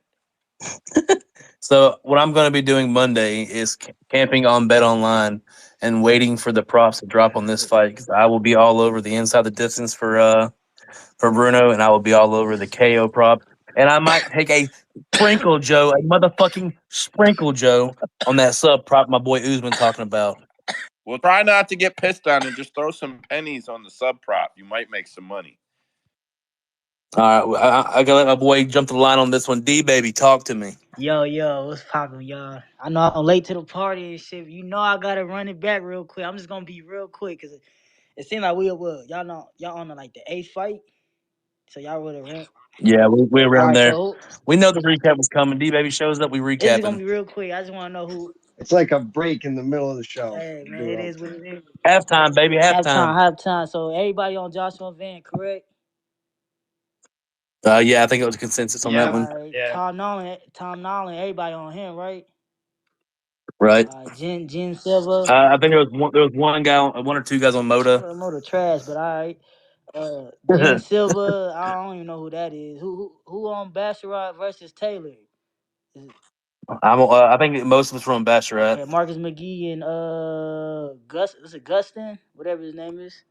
Gaston. It was the consensus was McGee. McGee. Okay. I don't care about this semi truck fight. That shit hard to cap. I can't cap. Yeah, that one was more of a split. That one we had a little bit on each Yeah, that's side. hard. I can't cap that shit right. Waldo, that I feel like Waldo, that's an easy win. He should win. Biggest argument of the night was the Waldo fight, bro. Oh What? man, don't get Joe started, please. Just go on to the So next what? show. What Joe? You on Lasky? I just don't think Waldo can With finish. heart, I'm with on the heart. over, and I'm on. I'm gonna put some pennies on Arlovsky. No, We're sprinkle, sprinkle. sprinkling. We're sprinkling. Both of us sprinkling. Okay. That's So now, weird. everybody going. Joe might be dribbling on it though. Oh shit! All right, I'm gonna have to look. I'm gonna have to look at that fight again. I overlooked it and just like, oh, Walter got it to keep it. Bro, no, because look, he beat Parsons, I think. Oh no, not Parsons. He beat Chase Sherman. He beat Jared Bandera. He beat Brzezinski, and then he lost to Marco Ruggiero, bro. As soon as that dude is not good. I just don't think he can finish Lofsky, bro. All right. Say, look, I'm gonna double back on that fight to make sure, like, and the judges do be fucking with Alarski though, whatever reason. I don't know. They gave him some weird ass wins. Because they're fucking married to his daughters. He's 87 years old. Shit, who knows? Some weird shit going on with that dude, but all right, and everybody's on Bruno Ferreira, so we back on track. Y'all can carry on. We had a few more people coming out. I feel like my boy Daniel better come up in here and wreck the party as usual. Daniel, who you on this fight? Tell me why you're on Halls. And at least tell us the relationship. Is it a cousin? Is it an aunt? It's my entire father's side is in Florida, so I'm 3 for 3 for Team Florida here in the form of Kill Cliff FC. So I'm going Phil, no hype, by KO round one. Family. If it's KO round one, he gonna have some hype for this fight. Bro, if all the round ones hit that you say, it's gonna be a wonderful night of fights. And I am fucking with you, but I'm not fucking with you. You will not bully me. This is my decision, and I'm sticking by it. Let's You're go. still a Okay. better, you're still a better father, Joe. Don't you ever forget that you're a better father. Whatever. You just hurt my feelings. Damn. All right, so we're gonna move on to the next fight before we get a fight up in this bitch. Next fight we have is Ricky Simone versus Mario Bautista. Ricky Simone is 20-4, 5'6" with a 70-inch reach versus Mario Bautista, 5'9", 13-2, 5'9" with a 69-inch reach. So reach is pretty similar with a small height or a small reach height advantage for Mario Bautista. I've seen a lot of people going back and forth on this fight, man. But for me, it's a clear Ricky Simone, man. I feel like Ricky Simone's going to come out here and show this man who is a better wrestler. I think he's going to walk him down, pressure him, and then just big. He's a smaller man, but he's going to big man him. He's going to throw him around that ring. I would not be surprised if Ricky Simone ends this fight via choke, man. I feel like he could get the back, flatten him out, and take that neck, and then it's a wrap, man. But I also, there's a smaller weight class, so I would probably be on the over as well. I don't think it comes early. I think if anything, it's probably like a late second, third round submission if the finish comes. Other than that, I like Ricky Simone via decision. Preach it, Trace. My brother, Joe, talk to me. Big Ricky Simone fan. Really like the guy. Think he's a good fighter. I often laugh and call him Blanca from Street Fighter because the way he bounces when he fights. But um, Man, I think Mario Batista is a super good fighter. I think being able to get Mario Batista at plus money is like something that's just you don't pass up. I really like Ricky Simone. Um, I don't necessarily disagree that he has the better takedowns, but it's not like Mario doesn't have takedowns. And once they get to the ground, Mario is a far bigger threat, in my opinion. Like, far bigger threat. Like, Ricky's path is to try to hold him there and just work him over, which is great. And I'm not saying that Ricky can't do that. We've seen him do it to other fighters, but um, bro, Mario's real live for a submission at any moment when they're in the scramble anywhere on the ground. Mario Batista at plus money is a must play for me. I can't pass it up. So I'm taking Mario. I don't know that I'll play the submission or any props, but I cannot pass him up at plus money against a guy that's so much smaller than him. And I do think Ricky Simone is a great fighter. Like anybody on him, I'm not trying to deter you. Bet him. He's a great fighter. But I will not pass on Mario Batista at plus money against a small. Yeah, I'm of the same opinion for the other side. I can't pass up Ricky Simone at minus 160 on a fight where I thought that, and granted, it still could change. It's still early. We're doing this a week early. Lines haven't come out in a lot of books for these fights, especially like the props and shit. No props are out yet, but I figured Ricky Simone would be a minus 240, minus 250, or minus 230, somewhere in that range favorite. The fact that I can get him as a slight favorite at minus 150, minus 160, almost $1 cheaper, I'm pretty excited about that. I feel like that's a pretty solid parlay piece, personally. They do have a opponent involved or in common in Brian Kelleher. Uh, Mario Batista did finish him, whereas Simone did get a decision. But I do think you're right. I do think the finishing ability is definitely on the Mario Batista side, but the level and competition in the UFC they fought are is worlds apart. Um, just to rattle off a few for Ricky Simone, Jack Shore won by submission. Uh, Brian Keller or Rafael Sunsel via KO, and Brian Keller by decision. Whereas Batista's wins are Damon Blackshear, Guido Canetti, Benito Lopez, and Keller and Perrin. So most of them guys aren't even in the UFC anymore. Uh, That's just why he different finished him. different levels of competition. So for me, it's resume and overall skill over the finishability of Mario Yeah, that's Batista. why he finished him. So you got to at least give them, when you think they fight cans and at least they're not in the UFC anymore, they shouldn't be decisions. They should at least be finishes. Mario finished all those guys. And then, Blackshear's not too bad of a guy. A lot of people think that he won that fight. He's a pretty athletic fighter. He's a young guy, Great too. grappler, right now. He's a great Yeah, grappler. he is. He is. And I think Mario is very well rounded. Both of these guys are, at this point, kind of veterans of at their time. They're right at their peak. They're 30, 31. Ricky, I only see him winning by decision. I don't think he's going to finish Mario because I look at him as a well-rounded guy. So I have already put over 2.5. Rhino, I just literally rattled off his last two wins. Hassan Sal, he beat Hassan Sal by KO, and he beat Jack Shore via submission. So his last two wins were finishes. No, he got knocked. Yeah, his last two wins. I get you on But that, who but he are just you came off a saying knockout. that? Who are you saying that's not in the UFC anymore that Batista They were beat? talking about Canetti and Jay Lopez. Perrin. Yeah, Are you Benito Lopez, Jay sure Connecticut Perrin, not and in the UFC? you're breaking up real bad. Did Kennedy retire or something? Guido's still in the UFC. Don't Yeah, disrespect the bro. What the GOAT. fuck are you talking about? Yeah, he shouldn't be though. What do you All mean? He's on a right, can win I go back to streak. my fucking turn? Yeah, and then he beat a guy coming off of a fucking 4-year layoff who clearly did not show up to fight or train for that fight. Okay. Look, I'm just gonna use this as my turn because I had my hand up. Yeah, I guess I my think turn got passed. I I said, think go this ahead. is Give it actually back to very Rhino, bro. telling. Yeah, I just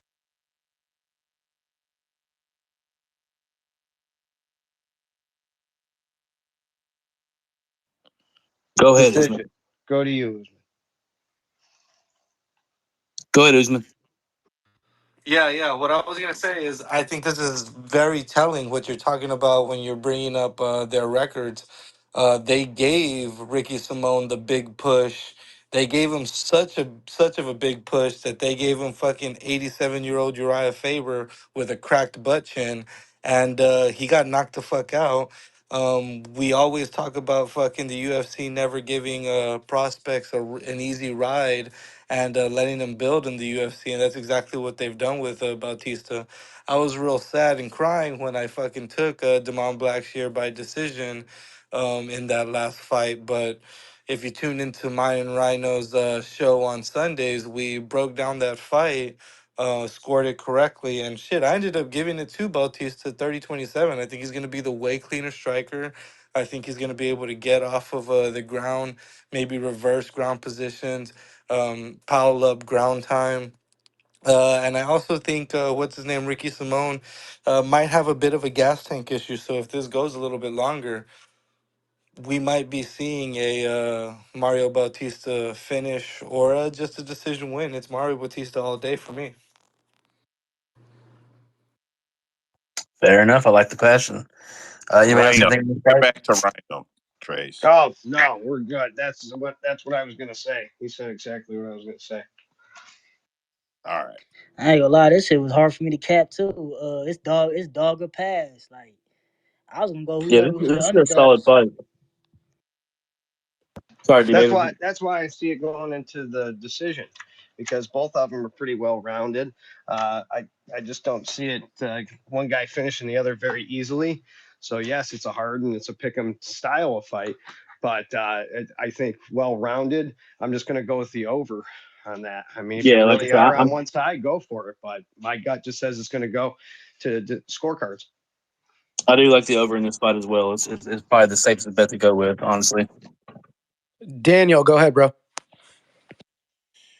Yeah, Ricky Simone by decision. Here's why. He won the LFA belt by decision. Then he defended it by knockout. That's what got him the UFC. He wanted to go to win. Hold on. He went on to win two times by decision. So if anything, if you're going by points, Ricky Simone is more well rounded. I put money on that. Ricky Simone by decision, unanimous. I agree with you, Daniel, on this one. We'll close that fight out and move on to the next one. A little sad to see this fight, man. I was hoping he would get the fight on UFC 300, just because he's fought on 100 and 200 already. Jim Miller versus Gabriel Benitez. Jim Miller is the 40-year-old, 5'8", 71-inch reach advantage, or 71-inch reach, versus Gabriel Benitez, 35 years old, 5'8", with a 71-inch reach. So they are equal on the measurables. They are the same height, the same reach. Yeah, man, this is another fight where I just feel like you got to go with a younger fighter. In prime for prime, I would be on Jim Miller on this fight for sure, but that's not how it works. Uh, battle. Benitez has very nasty leg kicks, very damaging leg kicks, and I expect him to use it on Jim Miller. Probably eat at the leg and then possibly end up with a late round finish. But I would probably take the over in this fight as well. But as much as I would love to bet Jim Miller, I just can't do it on this fight. Yeah, we're coming to the end of another career, man, and it's unfortunately we talked about Robbie Lawler a few times. I did cash on Robbie Lawler, but I don't. This is two different kinds of fighters, and yeah, man, I just don't. I can't bet on Jim Miller. I think it goes more with the trend of we seeing with retiring fighters lose fights, and we're a little sad, but that's just how it goes these days. Usman, what do you got? Yeah, I like Benitez. I've been following him for quite a while since I believe, what was it, Tough Season 1 of Latin America or some shit like that. Two. Two? Yeah, there you go. Um, but I know he's got some dangerous leg kicks. I am going with Jim Miller, and I'm going to throw panties, as some old men would say, on Jim Miller by KO. I mean, what's his name? Benitez has great leg kicks, but he's shown a decent chin. He's also shown some times where he'll fold. And I think Jim Miller is vet enough and smart enough to go ahead and enter space and throw that big hand when them leg kicks are coming. I think we still see him at 300, though. Don't get worried, guys. I think we see him at 300. Andrew. Okay, so first of all, I have to point out, Joe, you really bullied him into saying pennies, bro. Like I can't believe you actually did that. Holy shit, dude. It's a motherfucking Franco. I say what I want. um, I actually agree with Usman though. I do like Jim Miller. I'm going against my fucking rule, man. It technically isn't going against my rule because they're both over 35, but Jim Miller's been fighting really well lately. I flat out, I think Benitez is a bum. I don't think he's beaten anybody good. I think he's lost to everybody that's good. Um, and Jim Miller's been knocking out bums lately. He's been looking good, man. I don't know what the fuck he's been taking, but he's been looking great. So I like Jim Miller in this one, man. And I hope he finishes him fast because yes, I agree with everybody. I want to see his ass at 300. Basil. Jim Miller all day, the legendary Jim Miller. Uh, I think he's much stronger. The only thing his opponents has is the leg kicks. I've heard Daniel Cormier said he kicks very hard, but that's the only thing he has. And Jim Miller knows this, and he would take him down and submit him first round. Daniel. I refuse. Mowgli will knock him out in the first round. You know why? Because he trains with AKA, and you know all those guys have legendary heavyweights. So I'm just locking in that fight. This fight will not go past round one. KO Mowgli. So I hope this fight card goes exactly how you say it is. We're gonna be in for some exciting ass fights. Joe, what you got? So I'm on Jim Miller. I'm not even questioning it. I did right. So everything I've only wrote down things I am positively betting on this list. I've got probably a dozen of them. I did write round one KO Benitez question mark. Um, if he could possibly get it done, it would be a round one KO. That's not even that's it. That's all he's got. If once round two starts, it's over. I'm actually going to cross it off on my list here, though. I'm pretty confident Jim Miller gets this. Gabriel Benitez just hasn't beat anybody. Like, anybody. You can't, nobody. You could look all the way back and say, oh, he beat Jason Knight. Jason Knight had a rough run for a little while. He's not good. This fight was handpicked so that Jim Miller can get on the 300 card. And Jim Miller isn't looking at retirement. He's made that very clear. He's not really even considering retirement. Yeah, he wants a couple more years of fighting, and then he wants to get into commentating if he can. And no matter what, he wants to commentate UFC 400. So, yeah, man, I just think this is everything Jim Miller needs to get another W. Um, yeah, I cannot believe that Jim Miller is not minus 240. Like that's how honest to God I cannot believe he is not like minus 240. They must really think Benitez has a path to clip him. When I tape this fight, all I'm going to look at is I'm going to go watch Jim Miller's last 4 or 5 round ones. That's it. I'm going to look. I'm gonna be honest with you. I think it's more or less what I just stated out earlier. As for my only reason for picking Gabriel Benitez is because of the age. He's 40 years old. You know that is something that we see affect the younger guys, the smaller guys more than anybody else, more than the heavyweights and more than the women. For whatever reason, than smaller guys, I think it's just the loss of speed seems to be the biggest issue. But Benitez is Um, but 35. for what it's yeah, yeah, yeah. But for what it's worth, I do hope all you fuckers are right because I am a huge Jim Miller fan and would love to see him get a knockout or get a. I think it would be more likely to be a submission, possibly a guillotine or a RNC. But I hope you guys are right. Usman. Joe would tell you otherwise, and I don't have any stats, but it does seem like when both of us are lined up on an old dog, I feel like we're cashing on them old dogs. I think we're picking pretty damn good. And even when we fucking lose, like Tim Elliott versus Muhammad Makayev, we're over there fucking shaking our We ass, got thinking that we're fucked. making money. We got fucked. Um, so I will say, as for the age, fucking Benitez is old as well for the weight class, and unlike Jim Miller, he hasn't shown the grace and age like fucking Jim has. So everybody put some money on Jim Miller, and let's hear Joe come back next week and be like, "I was the only one. All y'all fuckers doubted me." Every time. Every time. Joe keeps receipts for sure. All right, we'll close that fight out. We'll move on to the Did you co-main bet Darren event. Elkins?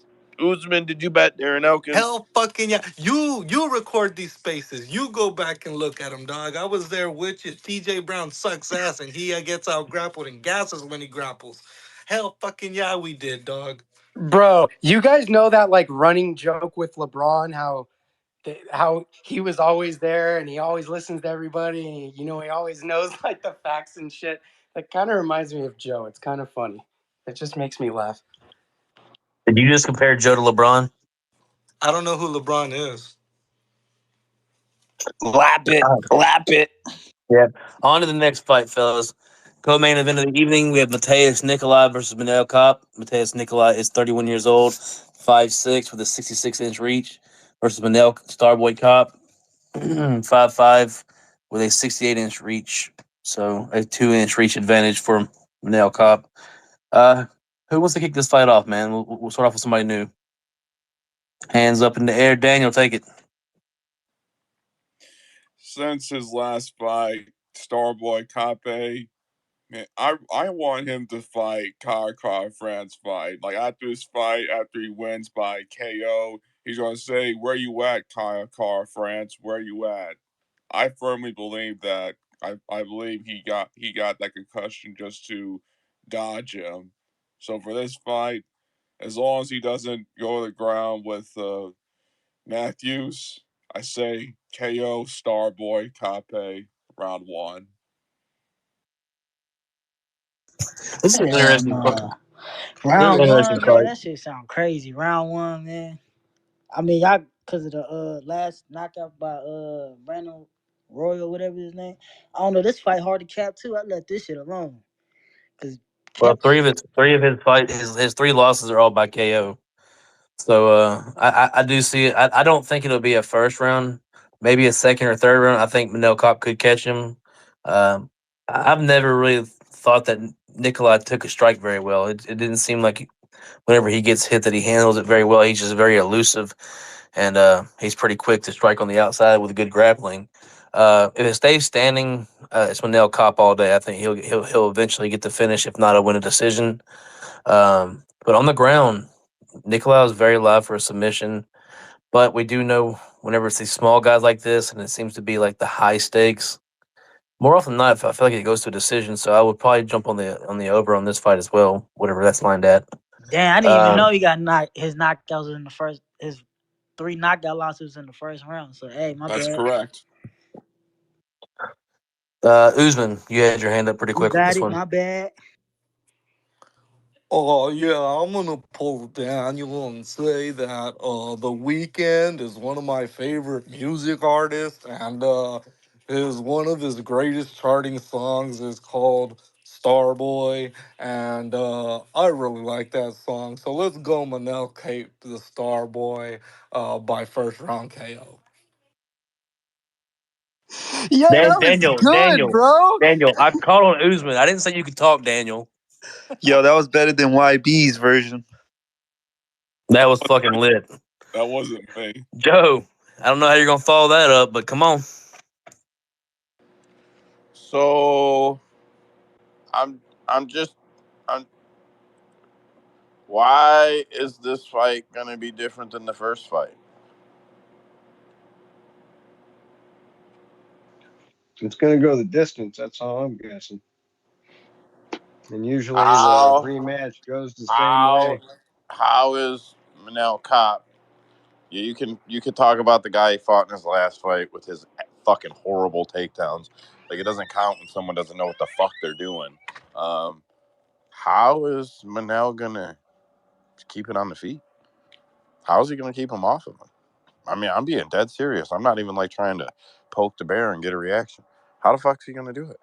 How's this gonna go? Manel will be lucky if this is a split like the first fight was. He'll be lucky. He'll be lucky if he clips him. He's not gonna let him clip him. He's gonna go in. He's gonna take him down because he can't keep him off of him. I don't see Manel's path is Bro, so. you act like he controlled him the whole fight. He controlled him some, and he took him down when he tried. Um, You cut out, Joe.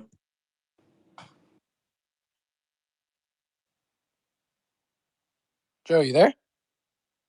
You guys know his connection's horrible around this Yeah, time. he went down in his dungeon Son, for you for a know he's minute. going in hard too, talking mad shit right now for nobody to hear. I want to answer Oh his no, he question doesn't though. even know. He doesn't even know. So he's still talking. I want to He doesn't answer even his realize question the though, connection. because his question was, "What's going to be Go ahead, different in because this he'll fight?" watch the tape. He'll watch the tape because he always watches the tape. I think the only thing that's going to be different in this fight from the first one is Manel's not going to be so fucking gun shy.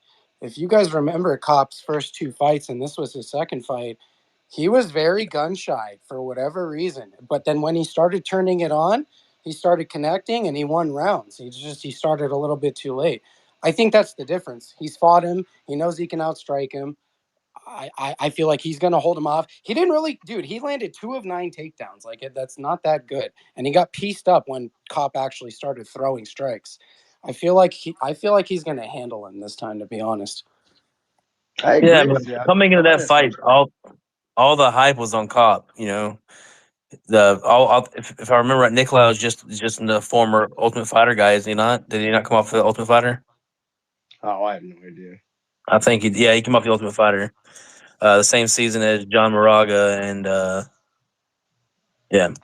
So I just think Cap. I just think Cap's is still looked upon as something in the future that could possibly start getting up in them, top 5 guys. Maybe get a shot at it if he were to finish him. I do think, like Andrew was saying, he does fight that way though. He is kind of cautious. Even in his last fight, 'cause I'm pretty sure he's coming off a decision, ain't he? Yeah, and that was supposed to be his like another knockout that he could possibly throw on and really get into contention. And I thought that same idea. So maybe it'll go longer. Could possibly end up going to a decision again. But I mean, if Cap really wants to be given some respect, he needs a finish right here. well, to Andrew's point, I remember during that fight they were talking about how gun shy and how he was not used like that. He was Yeah. using a high volume striker.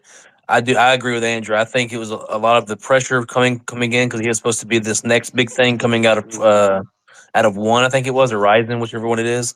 And yeah, I think he was just under a lot of pressure and he let they get to him and he was gun shy and he got beat in a split decision.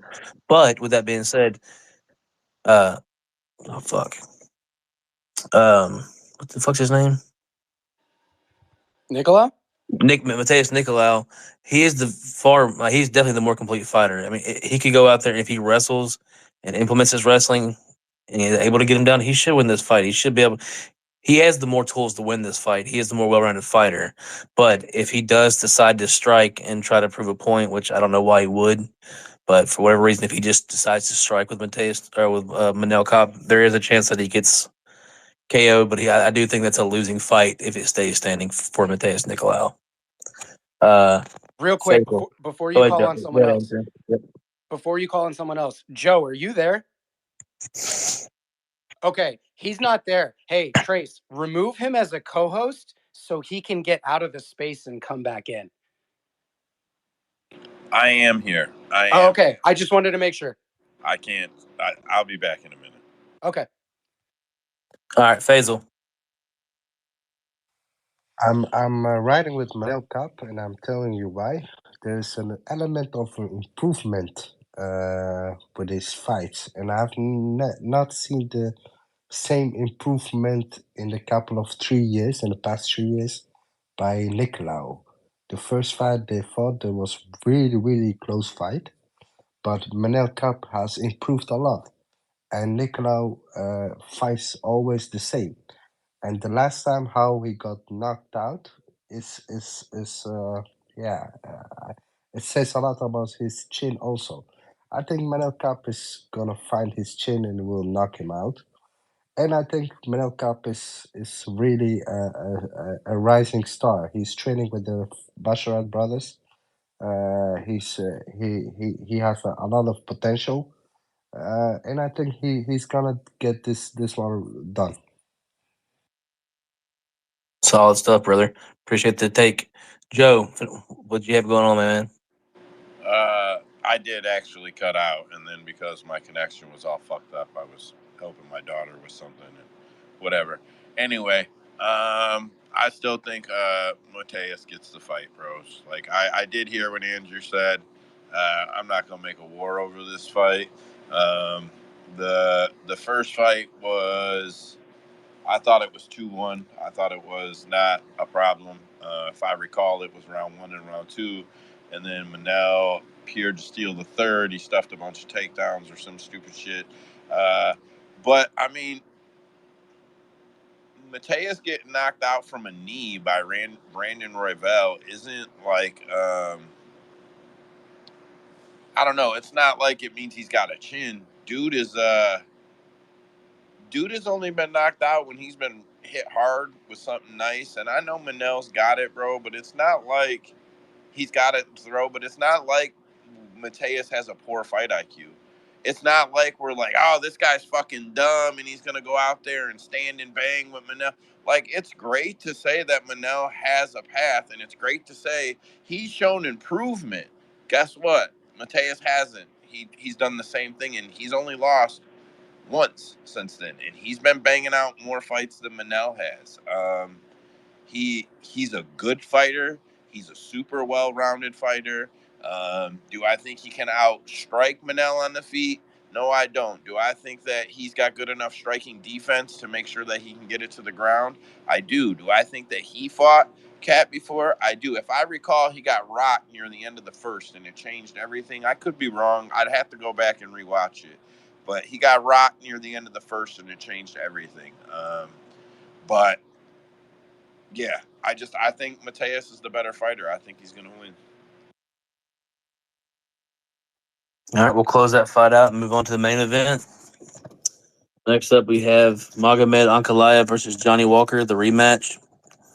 Magomed is 31 years old, 1 6'3" with a 75-inch reach, versus the 21-7, 31-year-old with 6'6" with an 82-inch reach, so a 3-inch height and a 7-inch reach advantage for Johnny Walker. And yeah, I'll let Joe kick this fight off for us. Go ahead, Joe. Man, I didn't think you was going to give it to me that fast. I was trying to get over to the other. I can take it if you want. If you're not ready. Well, I just wanted to. I got the tail of the tape. 5 foot or 6'3" for Ankalaev, 75 inches of reach. Johnny Walker is 6'6" with 82 inches of reach. Both guys land significantly at about 3.5 per minute. They both absorb around 2.5 per minute. They both have a striking accuracy of about 50%, and Magnum has a little bit better of a striking defense. Well, significantly better, I guess. About 60% to 45%. Takedowns, probably not going to be much of a factor. Both guys average. Magnemet averages 1 every 15, and Johnny Walker averages about a half a takedown every 15. Global average odds on this fight are -476 for Magomed, and that is over 32 books, and plus 348 for Johnny Walker. The global average is a little lower than the U.S. average on him. I man, like I get it about Johnny Walker. I don't think he's great. Fuck, bro. I don't think I'm betting Magomed at that money. Um, I am gonna bet the over though. The over 1.5. I know that some people might think that's crazy because Johnny Walker is Johnny Walker, but I'm gonna bet the over 1.5, and that's gonna be my only play on this fight. Trace. Yeah, I'm going to go the other direction with it. I think pretty much saw how this fight was going to go in the first round, in the first fight before the illegal knee. Uh, Johnny Walker already seemed to be slowing down. He was already taking damage. Ankalaev was already taking over. Um, with that being said, we do know Johnny Walker does have fight changing power. I mean, he is one knee, one kick, one punch away from completely putting somebody to sleep, but he's also very explosive and very predictable with his explosive attacks. Like them flying knees aren't a secret anymore. Like he's thrown them enough to where people know he has a pretty good tail for him. Um, I would love for Johnny Walker to win for what it's worth. I just don't think it's going to happen here, and I honestly would probably take I would take a sprinkle since Joe loves sprinkles on Johnny Walker to win inside the distance because if he's going to win, that is his path to victory. And I'm pretty sure by the time the props drop, it's probably going to be a pretty decent line on that if you get on it early. But I think Magomed Ankalaev wins this fight in the end of the first, early into the second round. Yeah, so Magomed Ankalaev via inside the distance, probably TKO. Yeah, that's what I'm taking on this fight, but not gonna be betting super heavy on this fight. So Uh, just to throw it out there, Pinnacle, Lad Sportsbook, and Virgin all have the over 1.5 at -140 and -141. The under, if you think it's going to happen, Trace, is +110. BetMGM reports. I mean, like I don't. It's not anything wrong with our site. BetMGM is reporting -370 for the under. I bet you if you go on there, that's not even it. Their reports are just fucked up sometimes. oh, But if it's that heavy of a number, if it's -300 for the under 1.5, that heavily implied. I will take the over just because that's the kind of shit that happens. The shit that's no. super What heavy I'm like saying that. is that's only BetMGM. Everybody else who has the line has the over at -141. I don't. I don't know why BetMGM would have it at +450. I doubt they do, bro. It's probably reporting wrong, and I'm not going to their site to find out. Sorry. Any My biggest issue with betting this fight for Johnny Walker, as far as the overs go, is that I don't think even if he trains an entire camp trying to pace himself, I don't think he can fight and pace himself. I think that's not how he's wired. I think he is an all or nothing type fighter. He's going to come and try to kill you the entire fight and then gas out in the process. I don't think he could fight a smart fight to try to extend the fight to go the distance or whatever game plan they think they might have in the later rounds. I think his game plan will be to come into try to get the finish as quick as possible or fizzle out in the process. But yeah, Usman. Yeah, man. I don't know. I gotta disagree with you. It's like I feel like just watching what we got to watch in that last fight, I just started seeing a lot of some of the stupid decisions that Magomed Ankalaev tends to make. And I can't name any of them off the top of my head right now. I just remember not liking what I'm looking at from Magomed Ankalaev. 2024 is the year of the Value Boys. I will be taking Johnny Walker by decision. I think we all forget about how he fought smart against Thiago Santos, defended takedowns in that fight as well. And hey, it's a long shot for a reason. It's a Hail Mary, but I'm sure it's gonna pay out pretty damn slick. I don't really think Magomed has some crazy finishing ability either. I don't like the guy, to be completely honest with you. Johnny Walker by decision for some sexy little sprinkles. So I would put pennies on Walker first round KO. I don't know about sprinkling anything in the distance. YB or wait, YB. Me? Only YB I know. All right. So, guys, man, this fight, I need you all to understand that Magomed needs to be stopped at all costs. All right? He needs to be stopped. He needs to get so far away from the belt because I want to take care of my mental health. All right? So, Johnny Walker is going to knock him out. Hopefully, round one. Maybe he'll land the knee this time. I believe in him. And that's it. And Magomed will be stopped, and we won't have to worry about him anymore. And his bred personality, all right? So just everybody, whenever this fight starts, like Dragon Ball Z when you're a kid, just give him all your energy and hope for the best. Thank you.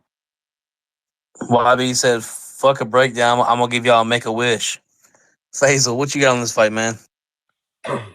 Yeah, I'm actually surprised of the way you guys hating on Ankalaev. Ankalaev is a great fighter. He's maybe gun shy, but he fights very smart.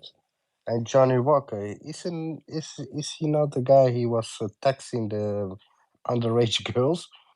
Yeah, I'm not a huge fan of Johnny Walker. Yeah, the way the first fight went, uh, him saying to the doctors he's in the desert, it shows a lot of his mental strength.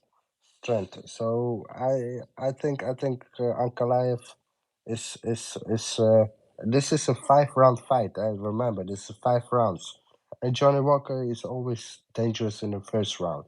After the first round, he's getting very tired. His hands is not high anymore. He cannot have a good punching power.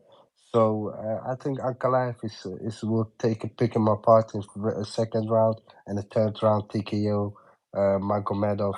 This is very sure. I'm very confident with the Ankalaev pick. Yeah, he's a boring fighter, but it is what it is. Boring, but very much the better fighter. I agree with you, Faisal. Daniel, With all due respect, Johnny Walker has not fought for the title yet. Ankalaev has. Not only that, Ankalaev has only lost once in his entire career. Meanwhile, Johnny Walker has been knocked out twice in UFC. This man has a medal record.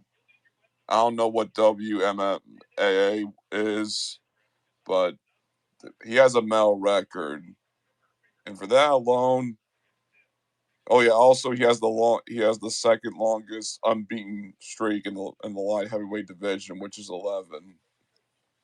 This fight, you want to talk decision? Walker's not winning this by decision. Ankalaev is. Walker only wins this fight by KO, which is slim to none. Ankalaev will win this unanimous decision. But do I see a finish by him? I do, but I'm playing my cards right because I go by the numbers. Decision. Ankalaev. So I heard you say that he had fought for the title. Yes, remember he fought What's for his the. What's Yeah, his yeah. record fighting for the title? 0-1. A Oh, draw.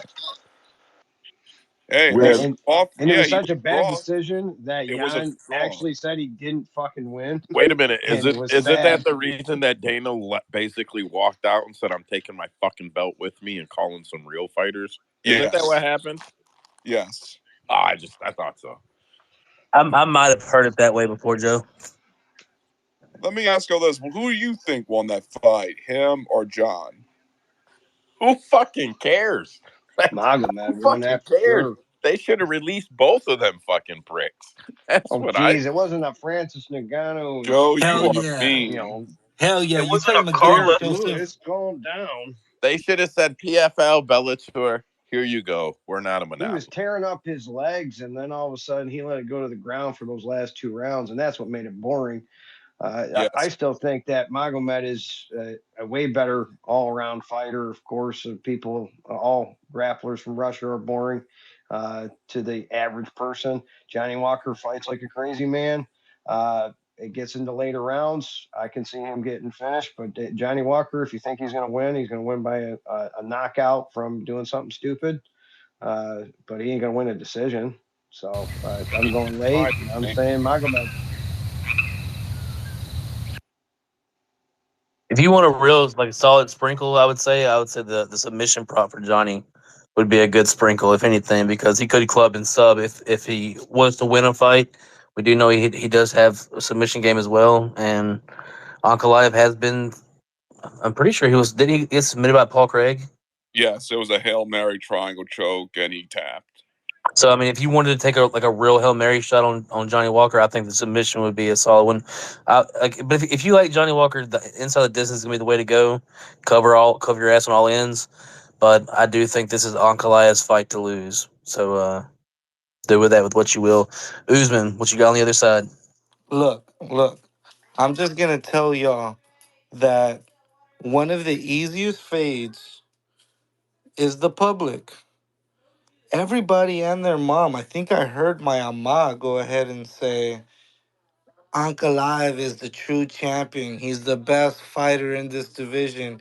Yet he's fumbled when he's gotten his opportunity and he's continued to shit the bed. Why does everybody keep putting their fucking faith in a guy who shits the bed and is basically not as good as the hype that everybody puts him up there for? And that's why I hate him, and that's why I'm gonna be a hater. I'm saying you fade the public, and everyone's gonna say that he's the most skilled, best fighter in the division. Fuck that. You fade that 100% of the time, and you cash. Oh, Usman, I am 100% prepared to not enjoy this fight. I have not enjoyed a single Ankalaev fight the entire race up. Yes, he's good, but he is not a fun watch. He's not exciting, and he will never be a draw. So I understand why YB is saying get him as far away from the title as he can. But, but he should very easily win this fight. Unfortunately, I would love for Johnny Walker to win because that means it's probably a finish if he wins. That would be, it's gonna be fun. It's gonna be exciting. If he comes in and fights his fight and doesn't fight scared or fight to try to counter, he has a chance. I don't think we're gonna see it. I think Ankalaev walks through him via decision, via finish, whatever it is. I think it's a very dominant but boring fight. Anybody else have anything on this fight? All right, that calls the card. Joe, Usman, Rhino, Andrew, any of you fellas have anything else that y'all want to talk about? I know Rhino had some stuff, and Rhino and I Usman had some mean, just stuff in big the thing chat. for just for Sunday. Me and Usman are going to be doing the same time, 10 p.m. Eastern. If you guys want to hop on, I'm going to talk about the amazing 10-8 as the main topic, and I'm sure we'll scramble into other bitch fests about different topics. We'll see how it goes, but that'll be this Sunday. Next week, we'll do more of the bet lines and results of this card, obviously. But that's going to be our show. That's all I got, guys. See you Sunday. Usman, I know that kind of covers both of you, but maybe anything you wanted to add. Yeah, no, just add for all the spaces, all the YouTubes, capmma.com, link to over 60 books, global odds, regional odds, sources for going and looking at stats, sources to find fights when you're not subscribed to Fight Pass and all that stuff, all those juicy websites. Capmma.com, it is the best friend to a better. No ads, no paid fees. There's people out here charging for the shit that we got for free. Go ahead and check out the website. I know all of you are usually coming by here and chit chatting with us. If you haven't, go ahead and check out the YouTube. Drop a like, drop a subscribe. Go ahead and check out the Cap MMA page on Twitter. We're posting a bunch of different stuff. Fights are coming back. We're going to be posting a bunch of betting line stuff that you will find on capmma.com. Tuesdays, Fridays, Sundays, 3 shows a week. Even when we don't have fights, we're out here working hard, giving y'all entertainment. Go ahead and check us out. Check us out everywhere, capmma.com. Much love to all y'all. If I 100% wanted to shout out Usman, if y'all aren't following this page, the capmma.com Twitter account, this is not my personal account. This is a shared account. This is the host account. Uh, Usman has been putting out some fire ass posts, writing out some today's in history for MMAs, and as well as other stuff that's happened on fight cards in the past. Long, detailed, hard work. Man's putting in the time, and it's been awesome, man. Like, we appreciate it. So, if you like to hear about the shit that's happened in the past, like on this day and so, this fight happened. Follow the page, man. Usman's been putting out fire. Uh, we do spaces regularly. We have 3 days a week where we do spaces. And most of the time they are open space. We've had interviews, we've had guests. Uh, we had John Fitch on a few weeks ago or a few months ago. Great stuff, man. We do our best to get out some good content for you guys. Like you said, if it's something that interests you, follow us, man. We'd love to have y'all. D baby. It was probably hey I wanted y'all to see what y'all think of this long ass parlay. This shit stretch. This like a side play. This stretches out to March, but $12 pay out 78,000. I'm gonna read it off to y'all. Tell me what y'all think. Hold on. All right, y'all can hear me? I love it. $12.78. I'm tailing. Yeah, 70 I might go 78 13 on racks. it. Yeah, so it's Matt what's it Ankalaev, however you say his name. Marcus McGee, Waldo, Basharat, Tom Nolan, Jim Silva, Joshua Van, Chris Curtis, Arnold Allen, Charles Jourdain, Mike Mallett, Natalia Sylvia, Ian Gary, Taporia, Jack Dilla, Jelton Almeida, Yadon Song, Sean O'Malley, Jasmine Javicius, whatever her name is, Gilbert, Yobina,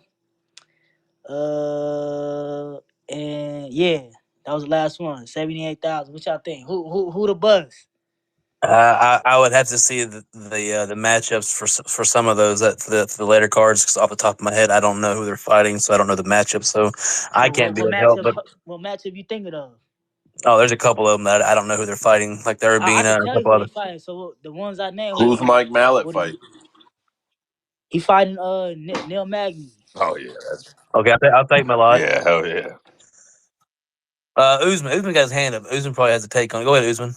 One that I think everybody will disagree with, and I understand exactly why. I know exactly why baby's taking her, but something deep down in my loins is telling me that Who's JJ fighting?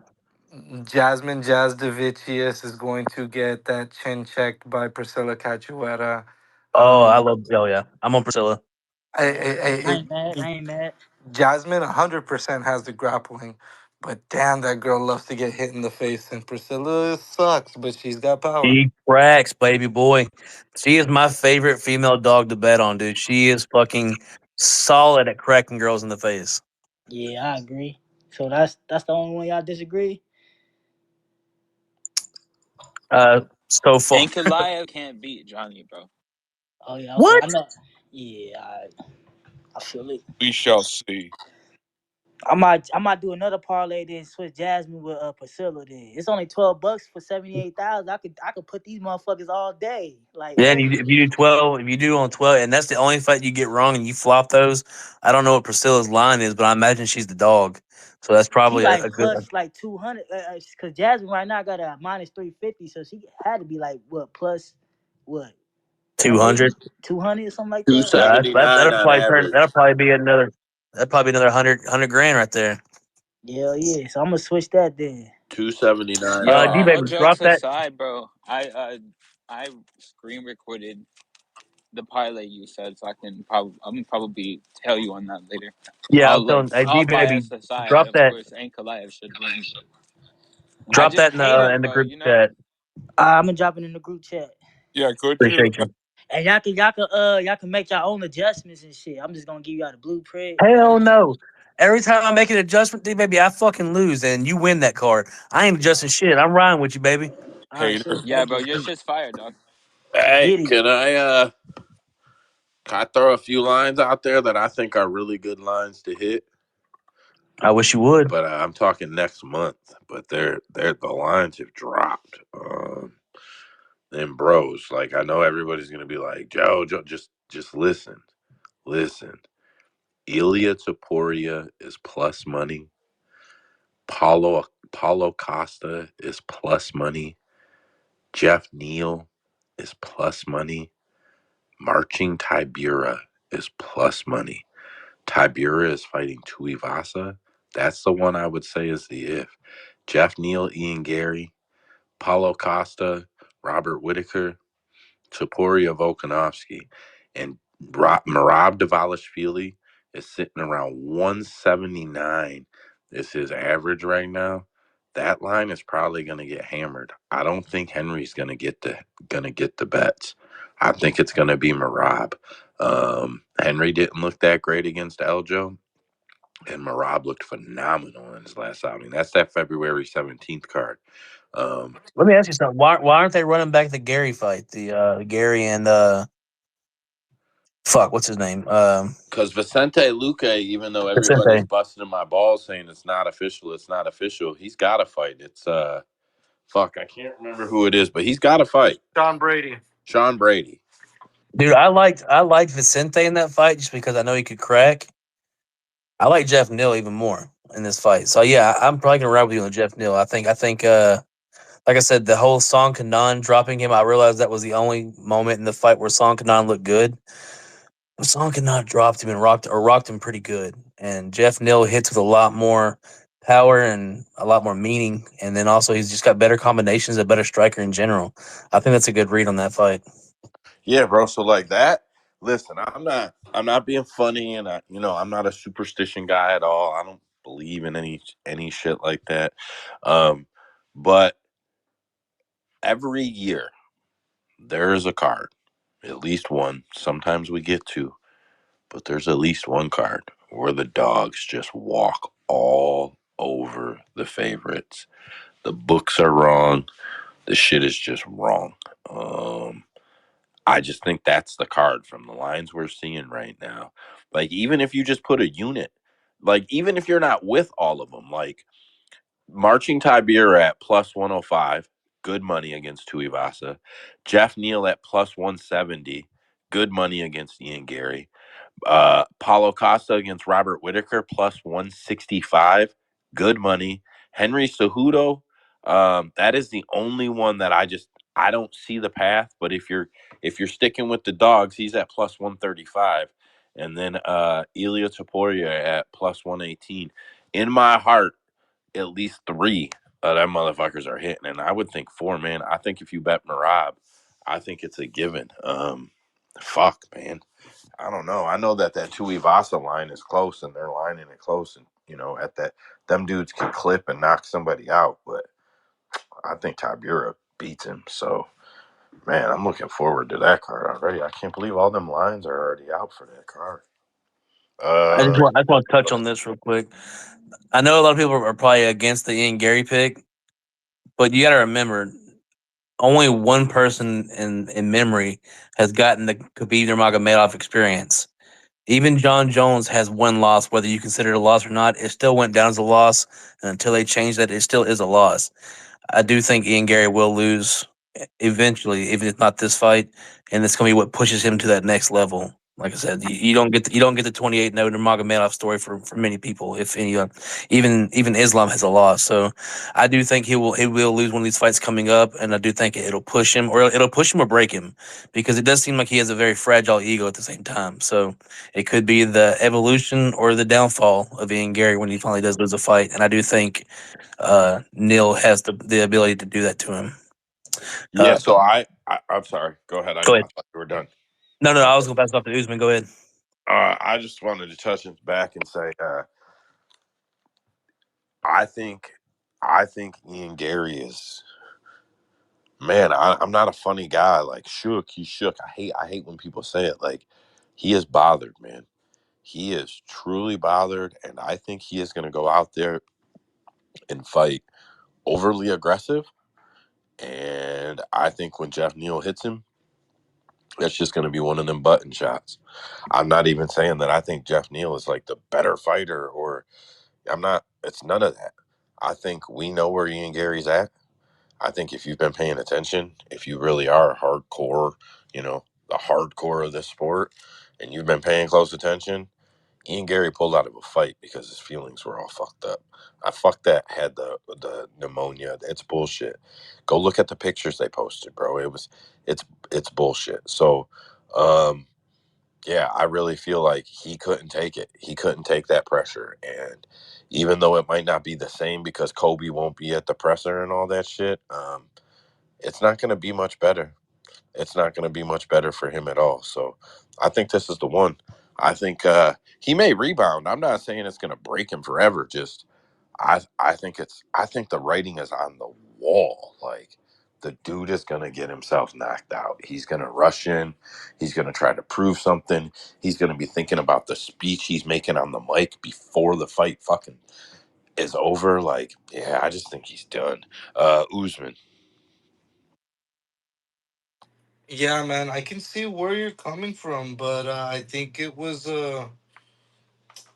just in my opinion, I was going to be on Ian Gary against Luque, and I'm going to be on Ian Gary against what's his name, Jeff Neal. And I think in both of these fights, there's a reason why they said Luque hit the back burner, Jeff Neal, you can take this one.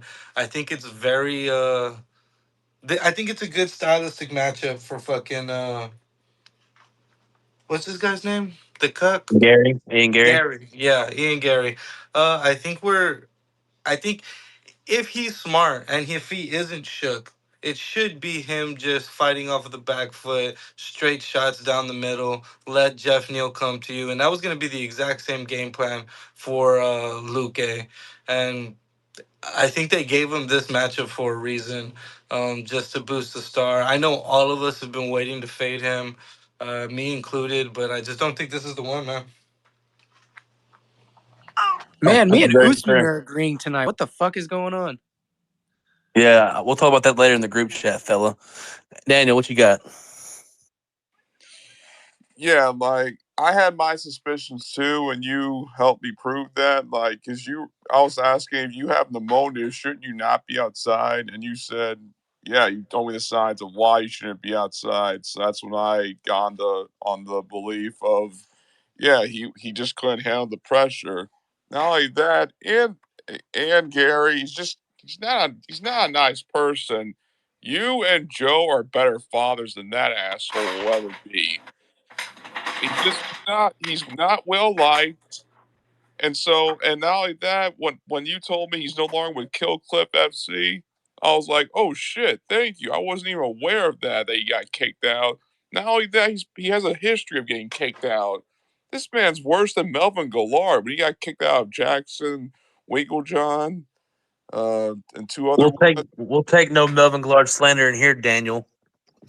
He's from my state. I could talk about him however the hell I want. I don't like him. Hey, Damn, he funny. returned it. Hey, Hey, funny story. Funny story. My brother fought on the same card as Melvin Gillard. He sent him some gloves to get him signed for me for my birthday last year. Melvin Gillard stole his gloves.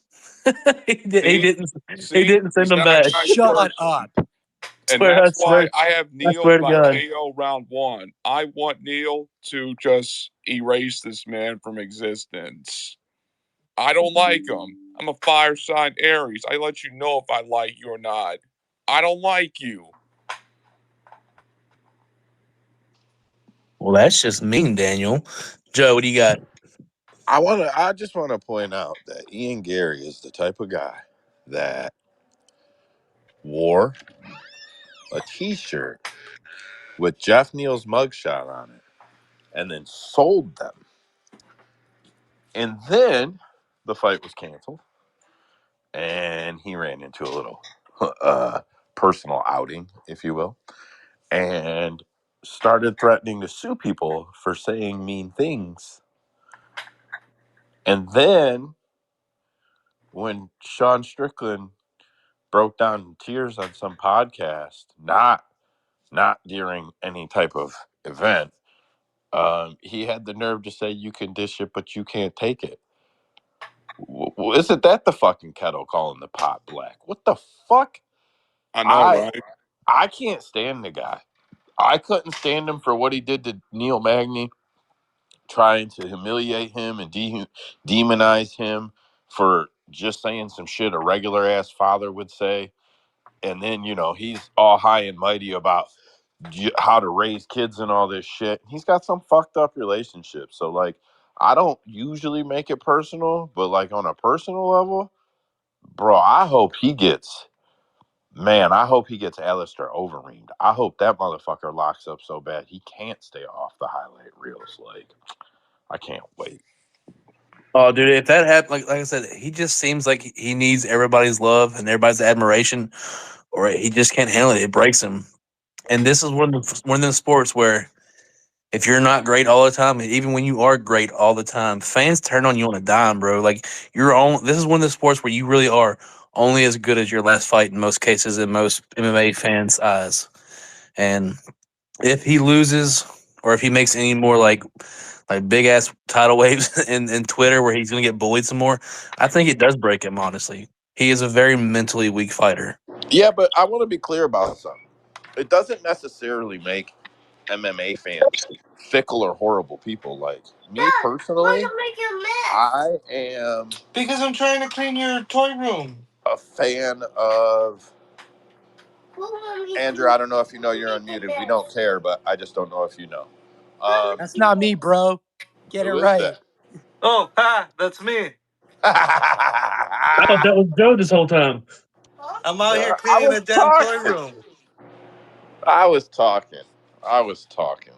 Um, Whatever. I'm done. I was listening to that. I started laughing. I'm done. Fuck it. But I hope Ian Gary gets fucking highlight reeled, and I think he comes unraveled if he does. Uh, Joe, do you have anything else? Any scratches or betters you want to hit? I know you said you didn't do much, but if you want to, you can even run back your ones from the other day if you wanted to. If not, we'll close this baby out. No, I don't. Hold on. Let me see, because they're right there. Because you know me. Because I sit at the Scratch top. it or bet it. Ian Gary is Joe's favorite fighter. Yeah. All right, Kirk. Here's one for you. Scratch it or bet it. Israel Adesanya headlines UFC 300. Scratch. Bet I that might shit. have to bet Watch. that, Joe. Watch. He's headlining. He's Yeah. headlining. I feel like we're running out of options, so it's But I feasible. just seen a picture. I just seen a picture of him, and he's fucking thick, boy. I don't know. I don't know if he could cut down that quick. Yeah. A lot of people are talking about he's going to do it at 205. That's what he's trying to tease. All right. Scratch it or bet it. Leon Edwards is the co-main event for UFC 300. Just for reference, how far off is 300 from here? Like, when is that date? April.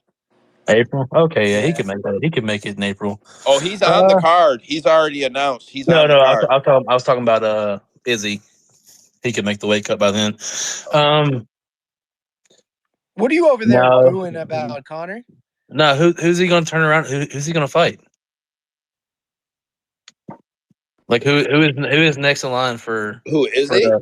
for Usman or for Hamza Leon? Chimaev. Hamza. For Leon? It's Bilal. Yeah, Bilal already announced he's in camp.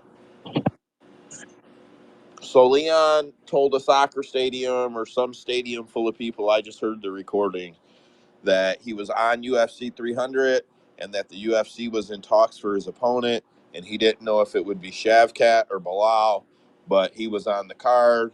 And then Bilal, like a day later, started posting that he was on his way to Abu Dhabi, I believe, to train.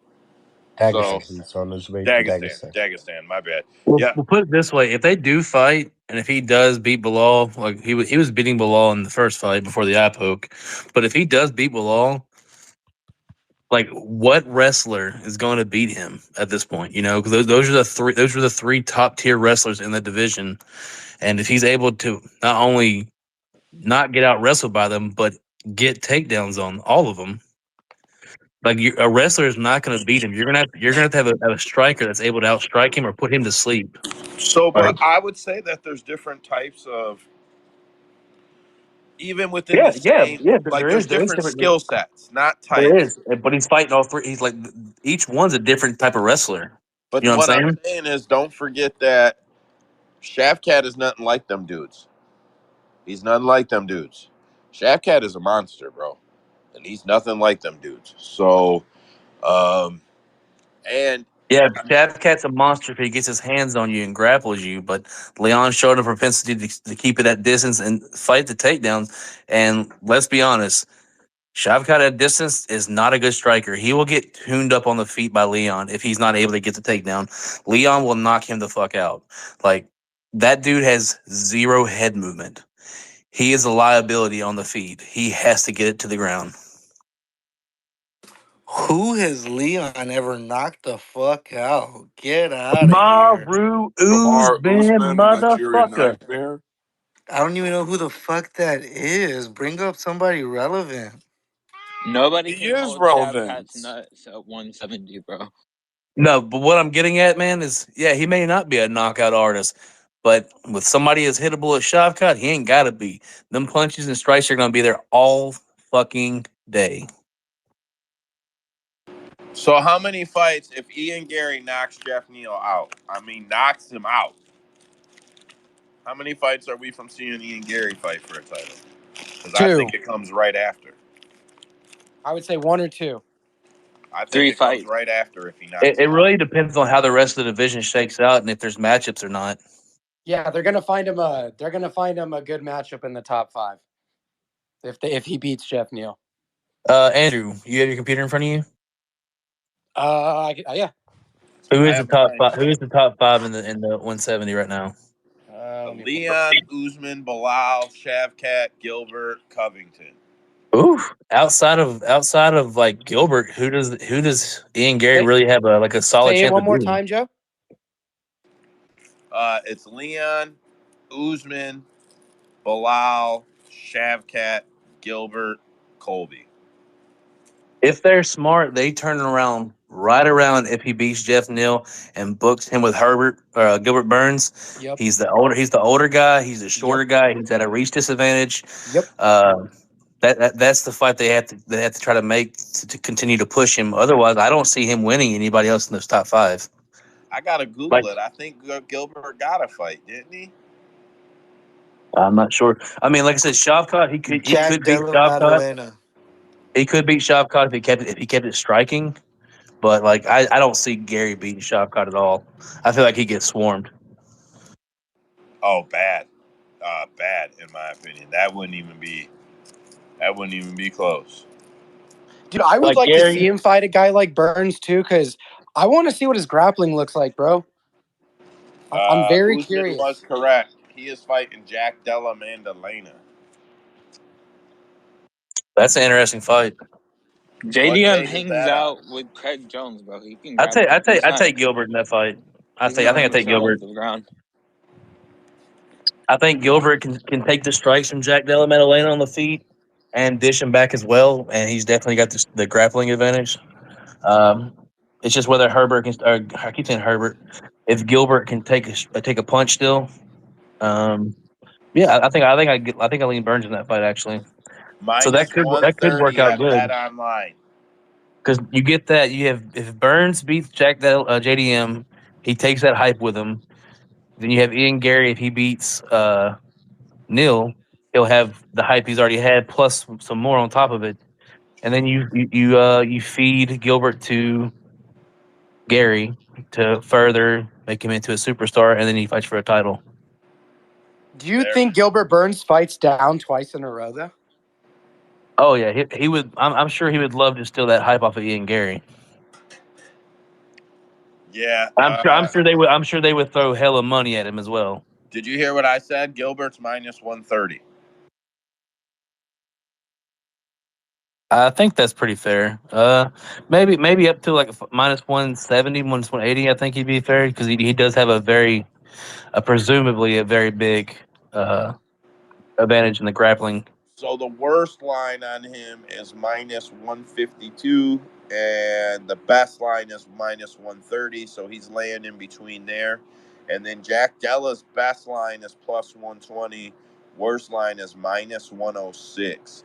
So if you go over to Mr. Green, Leo Vegas, I believe those are UK books, but they do it how they do over there. The odds, once converted, are Burns at about minus 140, 139, and 143. And then Jack Della at minus 104 and minus 106. So they're putting all the VIG on Gilbert, basically. Or that line has moved. Nah, minus 150. No, it hasn't moved. It just got there today. Honestly, that fight I would probably comfortably bet either dog. Like I feel like either one's a good dog shot. In that fight, they both have their routes to victory. Usman, you've had your hand up, brother. What you got? Yeah, man, I think this is another case of just somebody we want to fade and we wanted to fade, but I think this is a good matchup for Jack Della. I think this is exactly what the books want, and everybody thinking like, oh, he was taken down by Hafez. Burns is gonna take him down, swallow him, bet Burns by submission or inside the distance. Don't worry about Burns' chin. He's held up for quite a while now. The Usman fight was a long time ago, and he's gonna get knocked out. I mean, another fighter that's just a little too hittable for my liking. Um, I think I don't like Jack Della Maddalena. I don't like saying this. I think Jack Della is gonna find a good combination on that chin and put Gilbert to sleep. Like there's also no reason why they want Gilbert Burns to get another win and move forward with more hype. They're done with No, him. they're dying for him to lose, bro. And I'm with you. I like JDM. They're dying for him to take 3 L's and pass his name on, bro. They're fucking dying for it. But they don't want him to take close L's like Chimaev. They're dying for him to get beat up. And I'm not being mean, but like the UFC can't push him as a champ. He's old. They can't. What the fuck? They know if he gets there, he's just going to retire with the belt, which is bad business for them. That fight is on the Kevin Holland Michael Page um, card. Did you guys see that Kevin Holland is minus 150? Michael Venom Page is plus 120. No, but I know Kevin Holland will win. The worst odds you can get on Highland is minus 167. Plus 100 are the worst odds you can get on Michael Page. Minus 135 for Kevin Holland is the best odds. Plus 130 for Michael Page is his best odds. So here's what I will say. If Kevin Holland, who has poor fight IQ, piss poor fight IQ, um, drops his hands, he gets knocked out by a kick or at least rocked. Michael Page will read it, and it will only happen twice. I don't think Michael Venom Page is the greatest fighter. When everybody was saying he was UFC best, and I was like, get the fuck out of here. That guy is top 10 material, not top 3 material over in the UFC. But I'm being dead serious. If Kevin Holland thinks he's going to do that, I'm going to talk to you and drop my hands and shake them while I talk. Shit. Michael Page will kick him in the fucking face for that. And he can Kevin Holland's a big, tall guy. Michael Page can hit him with probably 7 different fucking kicks, no problem. So that's my one factor is Kevin Holland's poor IQ and Michael Venom Page's phenomenal kicks from distance. And like, go watch some of his kicks, and you'll be like, nobody ever reads them. How do they not like see him coming? It's because he finds their timing, he finds their mistake, and he throws kicks very well for it. So I beat that dog with a stick, but I really think Michael Page has a shot there. Just backtracking a little bit. Ian Gary and JDM, that's a fun fight. Like, that's still a winnable fight for Ian Gary, I feel like. Although it would be interesting because JDM could close the distance and catch him. But I feel like that's another fight. Like, even if he does beat Burns, that's still an ideal matchup for Gary. Striker versus striker. Uh, Gary does have ground game. He has submissions. It would be a fun matchup, I feel like. Daniel, you've had your hand up for a while. I'll pass it off to Joe after that. Hell no. Gilbert Burns wins this by submission. I don't care who Jack Della Madonna is. Gilbert Burns is an ADCC champion. He will win this by submission round one. Second of all, Kevin will also win by submission. Joe. I don't know. I was laughing at him cracking up. The You're Ian Gary. welcome. What did you say about Ian Gary, Trace? I just said that's either way the winner of the Jack Della Maddalena and the Gilbert Burns fight. That's I right. think either way, it's still a solid matchup for Ian Gary. And of the five, that was regardless of the winner, that would still be the easiest fight for him in the top five out of that list. Shameless here. Coolest thing, capmma.com, is that I can just click UFC rankings. I don't even have to leave. Oh, look, there's live rankings. Here's what I would say. That is a fight that is destined to happen if they both make the top 5. I say that specifically because I feel like the UFC has been working for a little while to usher up the new talent at 170 and see the old talent to the door. And what I mean is, like, there's when a division's hot, when all the guys at the top are the superstars and they're like in prime fame and the division is just fucking selling like crazy, you will see guys like Ian Gary and JDM fight each other when they are number 10 and a number 11 to try and get a number 7 or a number 6 shot, right? But when you have guys like Colby Covington, um, Usman at this point, which is crazy to say, Gilbert Burns, Stephen Thompson, even Vicente Luque, not to be a dick, when these guys are taking up half of your top 10, you don't want them to fight each other while the upcoming, like the new class, like the freshmen or the juniors, however you would say it, you don't want them to fight each other while those guys fight each other. You want to bring those guys up and hope that they beat these guys, usher in a whole new top of the division basically, and then make them fight each other. So like, it's not always that the UFC is protecting them from each other. Sometimes they're trying to rotate the division out, and the only way you can do that is by making guys like Gilbert Burns and Stephen Thompson and even Usman coming up fight down and fight way down. So yeah, I don't think we'll see that fight for a long time. I think they both have to win another 2 or 3 before we see that fight. On that note, I think we're going to close up the space, boys. Been a long day.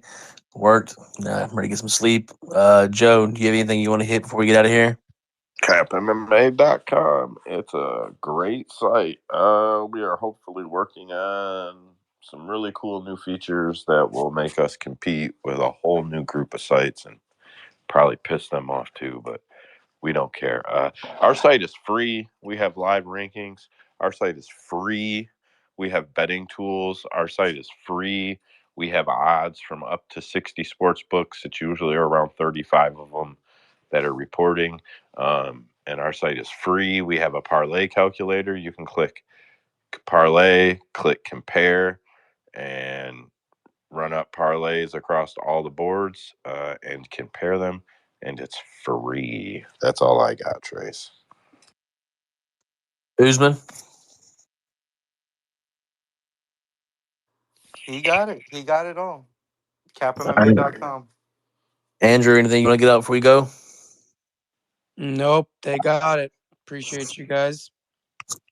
All right, we'll Oh, call it he's all there. sad, Usman. We stole this bit. Did you hear him? He was all sad over there. We got his ass. Everybody knows I'm the king of ads. I don't even know why y'all try, motherfuckers. Trace We're gonna gonna have to call. just cut this bitch out. We're not even gonna let him talk because he's just gonna Oh yeah, hell no, y'all close always it. be talk. Y'all always be talking over me and shit. I just want to tell everybody I appreciate everybody sticking out with us and talking fights with us. Daniel, stay Yes, classy and sassy, my friend. as always.